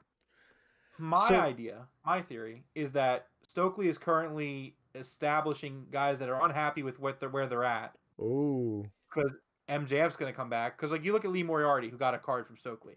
Lee Moriarty was having, like, marquee matches against Dante Martin. You know what I mean? And, like, Matt Sydal. And so he turns heel, and he wants more than what he has. Goes with Stokely. Ethan Page thinks he's getting a raw deal. Wants more than what he has. Now, for me, Stokely, like, I feel like the fact that Stokely leaned in and whispered something, it's to imply that a secret was just told. Like I don't see why Stokely would whisper something unless it was really need to be a secret. You know what I mean? Like, Stokely should have just been like, I can get you the opportunities you deserve, or something like that. Like, there was no need to whisper. And like, you can just see Ethan Page's face when he does this. Like, it's kind of look of like, oh, I need to sign up for this. Yeah, I'm in. And he goes and he rolls out of the ring and he walks up right next to Stokely. Yeah. And again, this is absolutely some fantasy booking going on right now.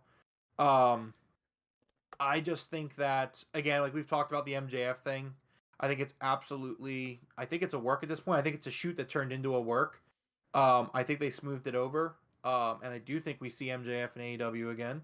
That's actually a really, really good point there. But to tell you the truth, like how you said, this almost felt like he was kind of shitting on the company.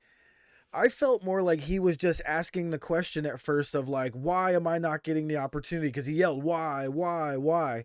And then when Stokely came, the first thing that popped into my head was, because you were with dipshit Dan Lambert.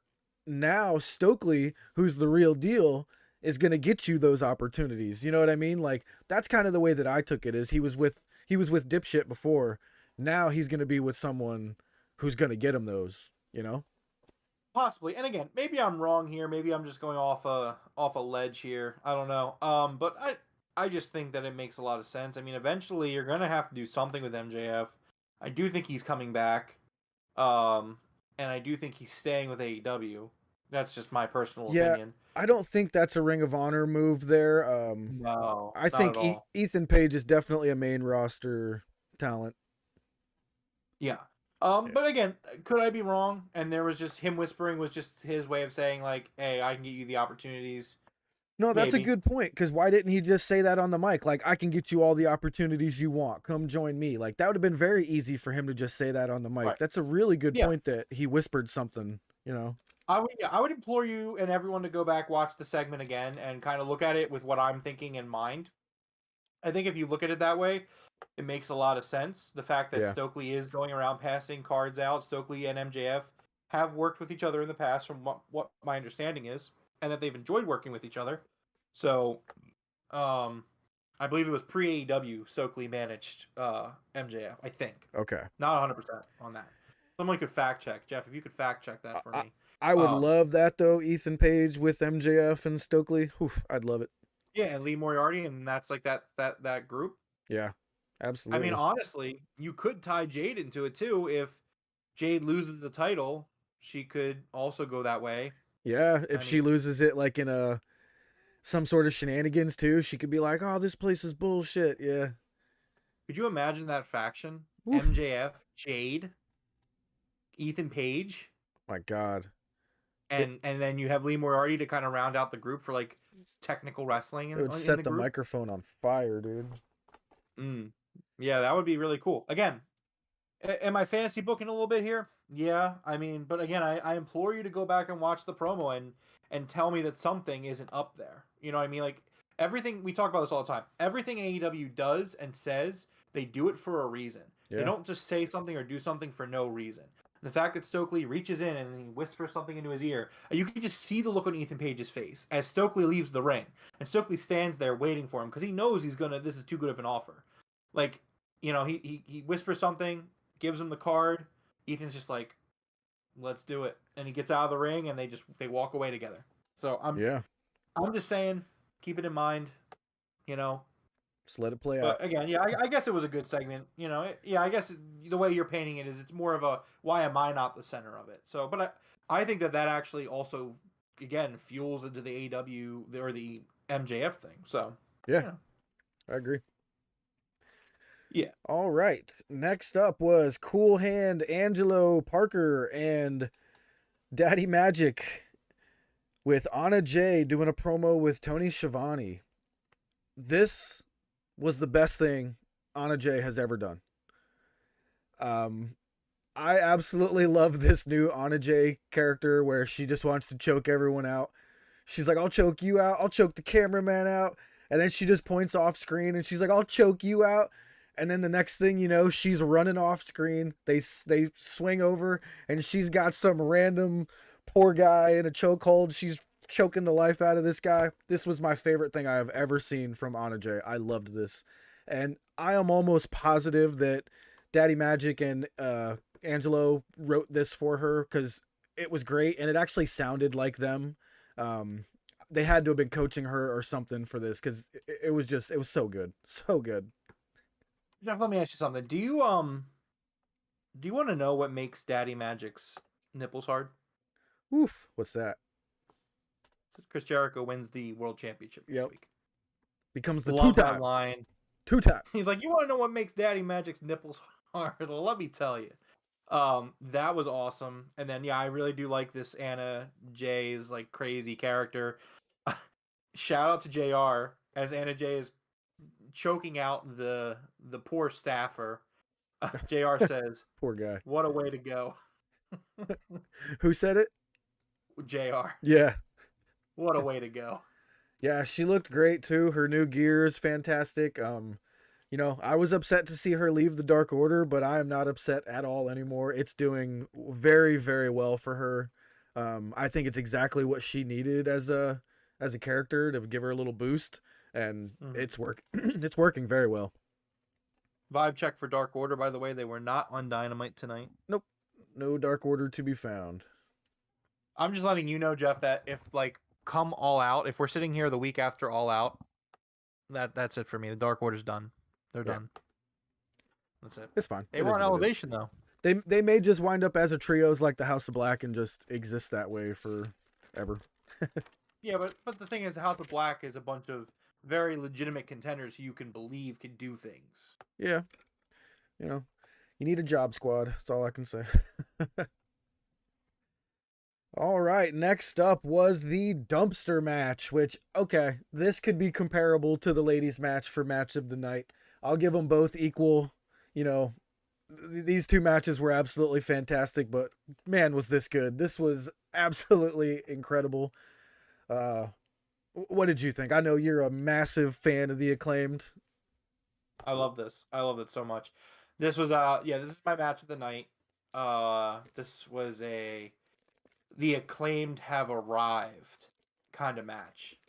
And to kind of steal their thunder a little bit, is what they like to say.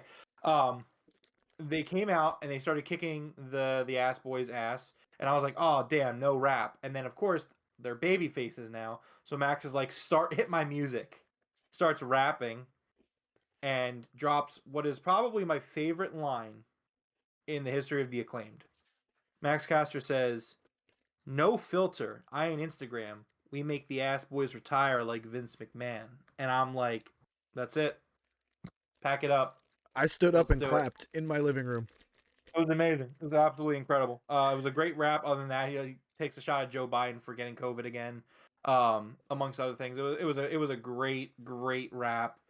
And then again, this is another match where I didn't really write a lot of notes down. I mean, there was some really great back and forth going on early in the match at ringside. The match didn't really take place in the ring, which it shouldn't. It's a dumpster match.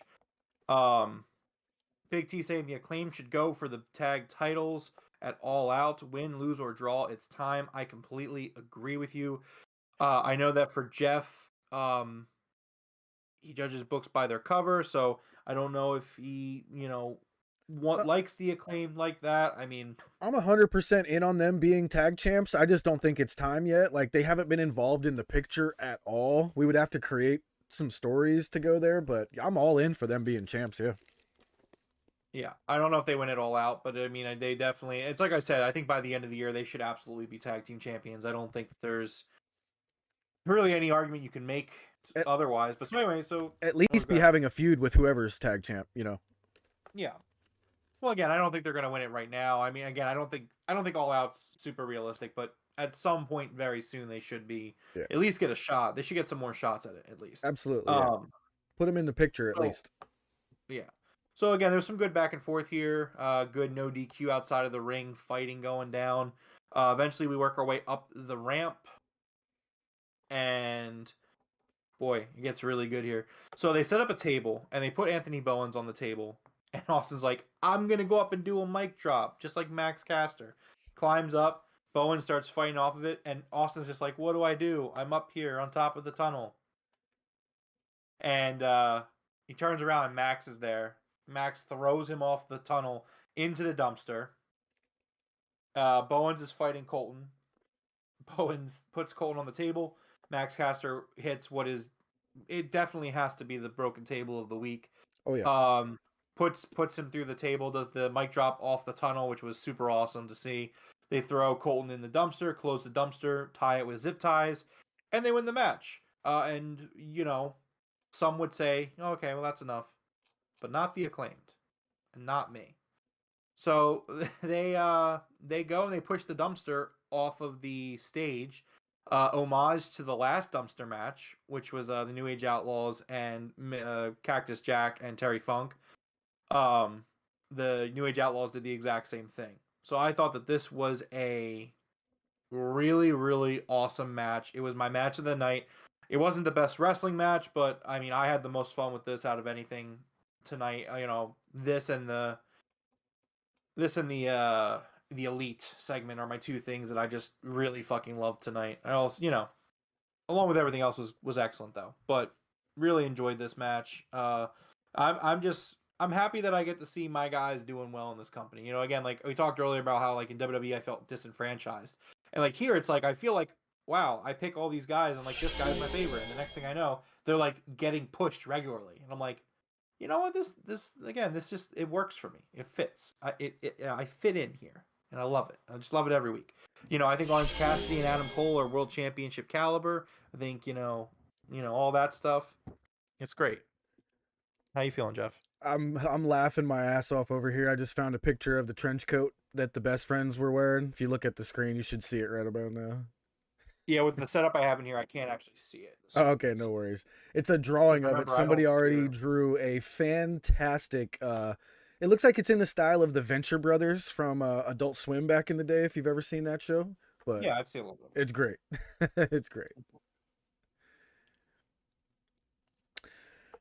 All right, so yeah, that's definitely going to be our broken table of the week. Max Caster hit that thing like a champ.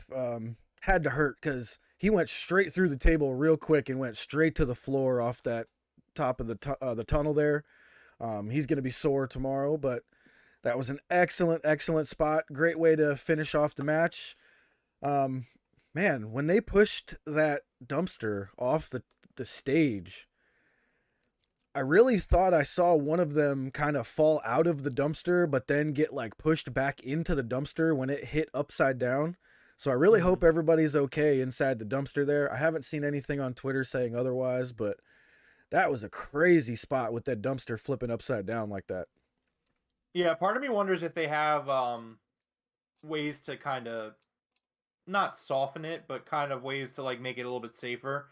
Maybe they have something where they can hold on to in there. Yeah, the inside was definitely padded for, Yeah, they had a lot of like foam and stuff in there, it looked like, but yeah, if Coach doesn't show up, we'll show it at the end of the pod here. That way we can tell him, where he can see the surprise at. I don't know. I would actually argue. I mean, I guess he's gonna watch it post, right? I don't know. Yeah, he's gonna watch it. Want to do it if he's not here? Oh yeah, we're gonna show it. All right, that's fine.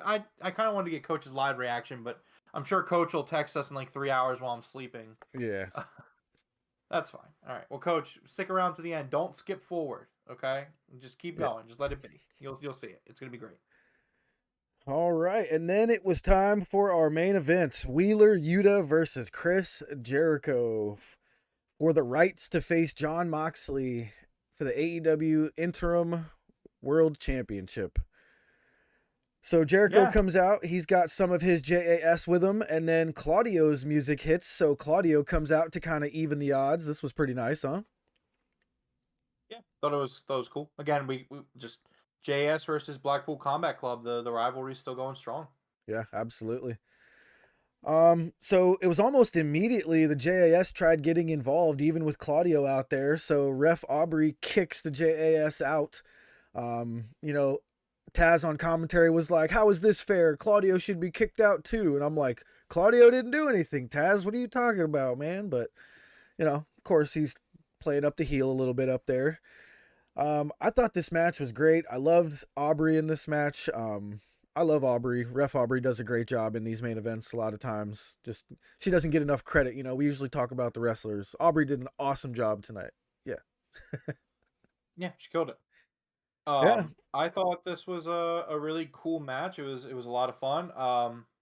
And I just felt like it was another week where there was a lot of focus on young guys. And that's really special. Again, it's just taking these guys like Wheeler Yuta and making them feel important. Like, there was a sign in the crowd that I really just resonated with. And it was very simple. And it said, during the main event, it was up. It said, Wheeler Yuta can beat Chris Jericho. Wait, what did it say? It said, Wheeler Yuta can beat Chris Jericho. Yeah. That's all it said. And it was super simple. And I'm sitting there and I'm like, he can beat Chris Jericho. Oh yeah, he can. Like, if this was like WWE, and again, I understand there's a regime change going on. Until there is change on a consistent and large magnitude, I'm going to still refer to it as just WWE. In WWE, Chris Jericho would beat Wheeler Yuta 100 times out of 100. 100% of the time, Chris Jericho is going over in that match. Well, if not like a bullshit DQ finish. Like, and here, like, yes, Chris Jericho beat Wheeler Yuta, but like, I don't know, man. I totally believe that Wheeler Yuta could win this match, and I think that's a real strength of AEW and its booking and its roster. We were arguing on the Discord today about like about the cover of the game and how there's only 6 people and you could easily load it up with like 20 people. And it's just like, man, it's such a strong roster where there's so many guys who you just can believe can do anything. Yeah. And that's really fucking magical. And obviously with WWE changing, some of these guys are going to test the waters and leave AEW. But like, so maybe like it won't feel like this forever. But at the same time, I mean, like, man, it's just, I mean, they've booked all these guys to make me feel this way. So maybe they'll just continue to do it. no matter if people leave or not. And just again, like this was a really cool match where like Wheeler lost, but it was a great loss for him to have. I mean, Jericho had to cheat to win. Yep. He put him in the Regal stretch. Like again, like this was a really good close match that could have went either way, and really enjoyed it. Yeah, I love it. Wheeler Yuta impresses me every time I see him. He just puts on excellent matches. Can't wait till that guy's world champion one day. That's gonna be fantastic. So something real funny. It's not related to the podcast at all, but as we've discussed, because I can't see Jeff on my screen, I need eye contact. And now that I'm in here, I can't even look at him on the TV. So I'm currently staring at a Star Fox poster because Fox McCloud's on the front of it, and he's just got like his eyes, and I don't know why, but I just need eye contact. So I keep looking at Fox while I'm talking to you. That's funny. Is that from Nintendo 64? Yeah, so I can kind of. It was like the first game that ever came out. Oh, so good. Look at that. Hopefully it's the a light cool isn't poster. getting.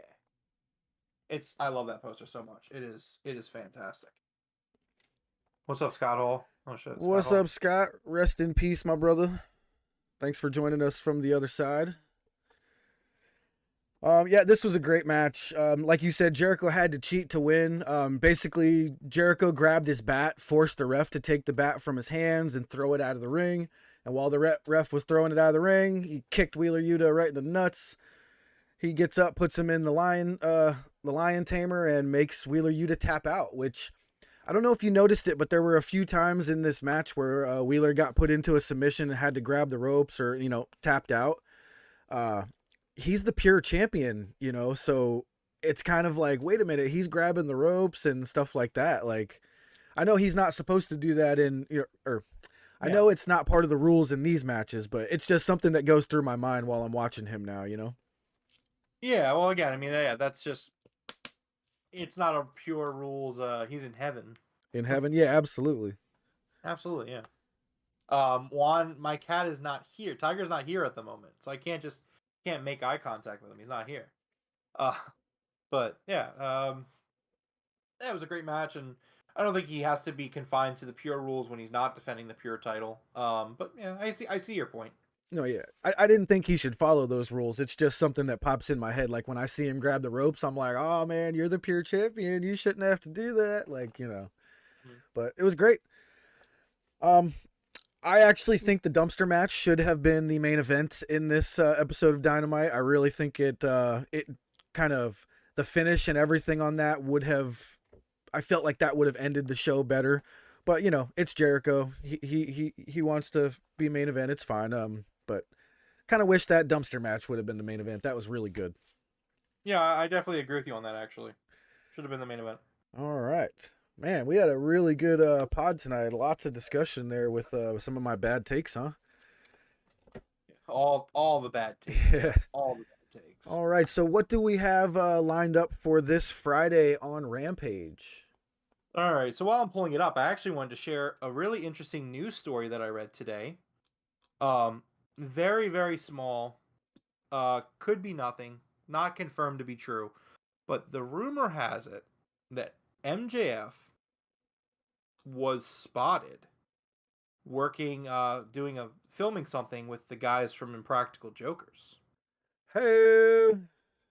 Now, Impractical Jokers, obviously Jericho was just on it, and they're a show with the network with Discovery Warner, which keep an eye out, by the way, for some big news coming down the pipeline. Apparently, HBO Max is about to get gutted, for a new streaming service where they're going to put the two together because of the merger. Mm-hmm. So we could get, tomorrow's the earnings call. We might get something tomorrow. Wow. Not definite, but there's a possibility. So, keep an eye out. You never know. But anyways, yeah, so MJF was spotted. No confirmed, just reported via Fightful. So please keep that in mind. Anyways. Alright, so this Friday, Rampage is live for those who hadn't heard. It's live at 10 p.m. Eastern. 7 o'clock for the coach. And we're going to get an interim World Championship Eliminator match. Jon Moxley versus Mance Warner. Mance Warner, I believe, is from GCW. Fun fact: Mance Warner won a bunkhouse battle royal at the Ric Flair's last match show, which is why he's in this match. Apparently, I didn't watch that pay-per-view, so I didn't know that this bunkhouse match had this stipulation. But so yeah, Mance Warner, he's going to be wrestling on Rampage. Apparently, he was at Elevation too, so it's not going to be a one-off for him. Maybe he'll do more. Yeah, I was definitely interested when I saw that. They were almost promoting that Ric Flair's last match thing. I think they were just kind of obligated to say it because they were using the footage from it, but it was nice. Yeah. Well, so real quick, while we're on the subject, something that I would just like to point out to people, because I still think that this is a change that needs to happen in WWE, but it's worth noting. So a memo came out that WWE talent are still not allowed to appear on other shows, which is why, from what I understand, Charlotte was not on the show for Ric Flair's last match. Huh. And I think that is an extremely archaic and fucking lame way to continue to do things. With Vince being gone, I think that, you can still view yourself as a top game in town, but like let your guys go and wrestle. You know what I mean? Like, it'll just make you more popular. It just helps WWE. Yeah. It helps both. I definitely would think that if they let Mustafa Ali go around and wrestle some indies, that would only be good for them. It really would. Like, yeah, keep him under contract, but let him go do some shit. How could that hurt anything? Yeah, I don't know. Again, and that was the thing. This memo came out on Monday, so this is not a new, it's not a new thing, but also this is coming from the new regime. You know what I mean? Vince is gone, Laurinaitis is gone, Dunn's on his way out. Hopefully, we'll see what happens with that. And for them to drop this memo, it's like, okay, well, still the Fed, making a few creative decisions on screen, but still seeming very fetish. Yep. Big Fed vibes there. Anyways, back on track. Surprisingly, on Rampage, we're gonna see the in-ring debut of Madison Rayne. Which I thought she was gonna be working just behind the scenes, but seems like she's gonna do some in-ring wrestling too. Good for her. I'm all for it. Yeah, I got a little GIF up that they just posted on AEW. She's got some blonde hair now. Says the debut of Madison Rayne. They made a nice little GIF for her and everything. So that's pretty cool. Yeah, Sean, I understand that argument where it's like they don't want to be liable in case something happens to Ric Flair. I understand that because I also worried about Ric's safety. But I mean, it's not just about that show. It's about the memo in general. Like Jeff said, it's probably one of Jeff's only good takes this episode. Then why not have Mustafa Ali go wrestle the Indies? Why not? Oh, if I was the WWE, I would have stayed as far away from Ric Flair's last match as I could have. Yeah, I would have gone nowhere near that. Yeah, again, my point isn't necessarily aimed at that show. It's just aimed in general. And I mean, also at the same time, Charlotte probably wanted to be there for her dad. I'm sure she was backstage. But, let Charlotte sit ringside. I mean, you let Undertaker, Mick Foley, and Bret Hart sit ringside. So what the fuck? Let your talent do their thing. I don't see what the problem is. I do agree. She should have been able to sit ringside. Right. So anyway, we're going to have Madison Rayne make her in-ring debut. And then we're going to have the AEW World Tag Team Championship in a Friday night street fight. Keith Lee and Swerve Strickland will defend their titles against Tony Nese and Josh Woods. Hey, I got the little GIF up for that one as well. All right, and then that's Rampage. We have Saturday Night Battle of the Belts, which is going to tape probably before Rampage on Friday night. We have the Ring of Honor World Championship. Claudio Castagnoli defending his championship against Konosuke Takeshita. Holy shit, that's going to be incredible. Oh, it's pretty good in general. But so we got Thunder Rosa defending her women's championship against Jamie Hayter. Let's fucking go! I know, I'm excited. And then we do also have TNT Championship, Wardlow defending against Jay Lethal. Oh yeah, we can't forget that one. Hold on. There we go. Oh, you got all these GIFs playing right now? I can't see it, so. And then for next week for Dynamite, Quake on the Lake. We Like, have. by the lake. Is it by the lake? I think so. I'm looking at a GIF. They have it written as by the lake here. Oh, it is by the lake. The by the in the graphic is very small. Quake by the lake. We have the coffin match: Brody King versus Darby Allin. We have a tornado tag: the Lucha Brothers versus Andrade El Idolo and Roosh. I don't see that one.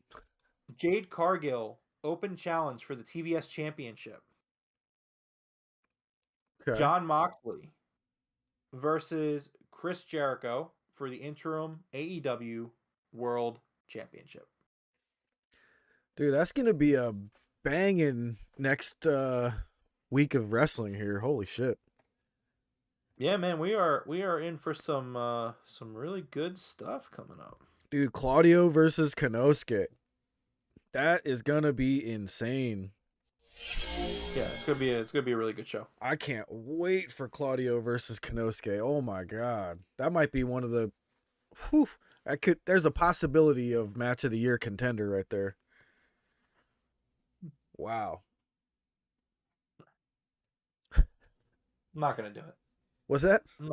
No, nothing. Don't worry. Oh, dude, they could tear the house down minimum. You know what I mean? Like they could be in the no, running, I don't like, have a problem with them in the match. I was gonna kind of continue to tear down your bad takes, but I don't. I know. No, I'm not gonna do it here. It's fine. All right. Well, I think that's going to do it for me tonight. We had a little bit of a long one here. Some good discussions tonight. Some really cool stuff we went over with everybody. So, even though the coach isn't here, we're going to give a quick showing because, something needs to change here. What's that? Sorry, I'm changing because I want to see this. So I'm actually like changing my setup right now. Oh, yeah, you're good. You're good. You can go ahead now. That's fine. So, the high rollers, me and Juan, we've been on a little bit of a losing streak here. Mm-hmm. And, something's got to change. So we got to come up with something. So I spent a little bit extra, spent some funds, and I got with the coach. And we got a little bit of a facility underway here. Let me show you guys. Under construction. So over here in the coach's film room, we will be doing some film studies over here in the high roller section. We got to make sure we're on top of our game here, fellas. Why? Hold on. This is largely inaccurate, and I won't allow it. The coach's film room is in the King's Castle. You are not allowed in the King's Castle, sir. I'm sorry, but the film room is part of the entire Broken Tables podcast, and we have our own sections. If you see here, you have your entire King's Court section over there where you guys are actually studying video, by the way. And over here in the high roller section, looks like we're playing freaking video games at the moment. Some old Nintendo games. So that's what's got to change over here in the high rollers. No more video games. We got to get on track. We got to get ourselves back on the winning side of things. So once this, once the construction's finished here, this will be a lot better. But for now, that's what we got at the moment. Yeah, the coach is a member of the King's Court. You're not going to be able to walk into the coach's film room and use his film room. I'm sorry, Jeff. You guys are going to have to go get your own room. If you're upset or you're jealous by the King's Court, you could just say so. So I don't know if you know this, but Big T and the coach, they've signed exclusive long-term multi-year deals with the King's Court.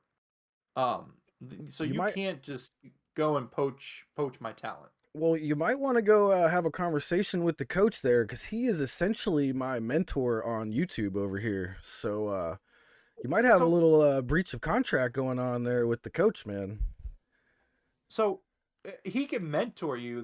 He can give you some advice. Like I'm not like the Fed, but at the same time, you can't just use his film room. Like that's the King's Court's film room. That like he runs the film room in the King's Court. So it's you just can't use it, kid. I say kid, but you're like 3 times my age. So I financed the building and everything. I'll use whatever room I see fit. Well, I'll have to talk to the coach about this because that is our That is our film room. So what is the film room? It's just something fun for us to throw up here every once in a while when I lose on my prediction shows. And, eventually I'm going to project myself into the room there. I'm going to have a green screen set up, and, you'll see me walking into the room, and I'll be able to be standing in the room and talking, something like that. And I will do my best to see if we can somehow fit Rome to get in there and do that. Should be possible. It should actually be possible. So, we'll get that done I one see day. what this is, Jeff. Look, man, if you want to join the King's Court, you could have just asked. You're gonna have to change your stance on Orange Cassidy, but if you really wanted to be in the King's Court, you could have asked. You don't have to oh well, I made the film room, so I'm gonna be in it all the time. It's the coach's film room. It Who's is a member of the King's Court. Okay, well, people join and leave factions all the time, sir. You're not stealing the film room because Coach is your loyal follower. They asked the coach about this. The coach that is for me to go mope in after I lose my predictions. I suppose I'll talk to the coach about it. You guys don't need a film room. room. You guys win everything. What do you mean? We got studying to do over here in the High Rollers. That's because we have a state-of-the-art facility in the King's Castle, one of them being the film room. Yeah, Yeah, Jeff joining Juan King's saying- Court's like Cody going to the WWE. Thanks, Juan. Yes, exactly. All right, so yeah, Jeff, if you want to join the King's Court, that's fine. Just to span the High Rollers and yeah, you can. I'll let you in. I'm gonna still shit on your takes about Orange Cassidy, but we could use someone to a custodian of the King's Court. The castle needs cleaning. So, we could do that. We will never join your King's Court. The High Rollers. Really? You're trying to rip off our facility. So I don't know. You tell me. I built the facility. I put your logo in there. I could take it down if you want. Well, then it would just be a knockoff of the actual film room. What? You're killing me. I'm saying You're killing me right now. Knockoff. It would be a ripoff, a knockoff of the actual film room in the King's Castle. Gotcha. So, all right. Well, that's about as much as I can handle tonight. I say we go ahead and shut her down. You want to go ahead and go ahead and close us out? Absolutely. Well, this has been episode 61 of the Broken Tables podcast. If you enjoyed this episode, please consider giving us a like and subscribe, or a follow, depending on where you find us. Thank you to everybody who checked us out live tonight. We really appreciate it. Hit that like button and subscribe if you already haven't. Really appreciate with you guys hanging out with us tonight. For everyone who's catching us post live, appreciate you guys checking us out as well. Thank you to everybody on YouTube, Spotify, Amazon Music, Google Podcasts, and Anchor. You can follow us on Twitter at Broken Table Show, or on Facebook and Instagram at The Broken Tables Podcast. We go live on YouTube following every single AEW Dynamite, Rampage, and even pay-per-views. Be sure to hit up the merch table that Jeff has done a really good job of taking some of my ideas and turning them into pretty damn cool merch. Check it out. It's definitely worth a look. We hope to see everybody again for Friday night for Rampage. Until then, see you later. Absolutely. And like Rome said, thank you all for joining us live tonight. We have a blast with you guys. Hit that subscribe button. Please hit that like button if you guys don't mind. And Top Guys out.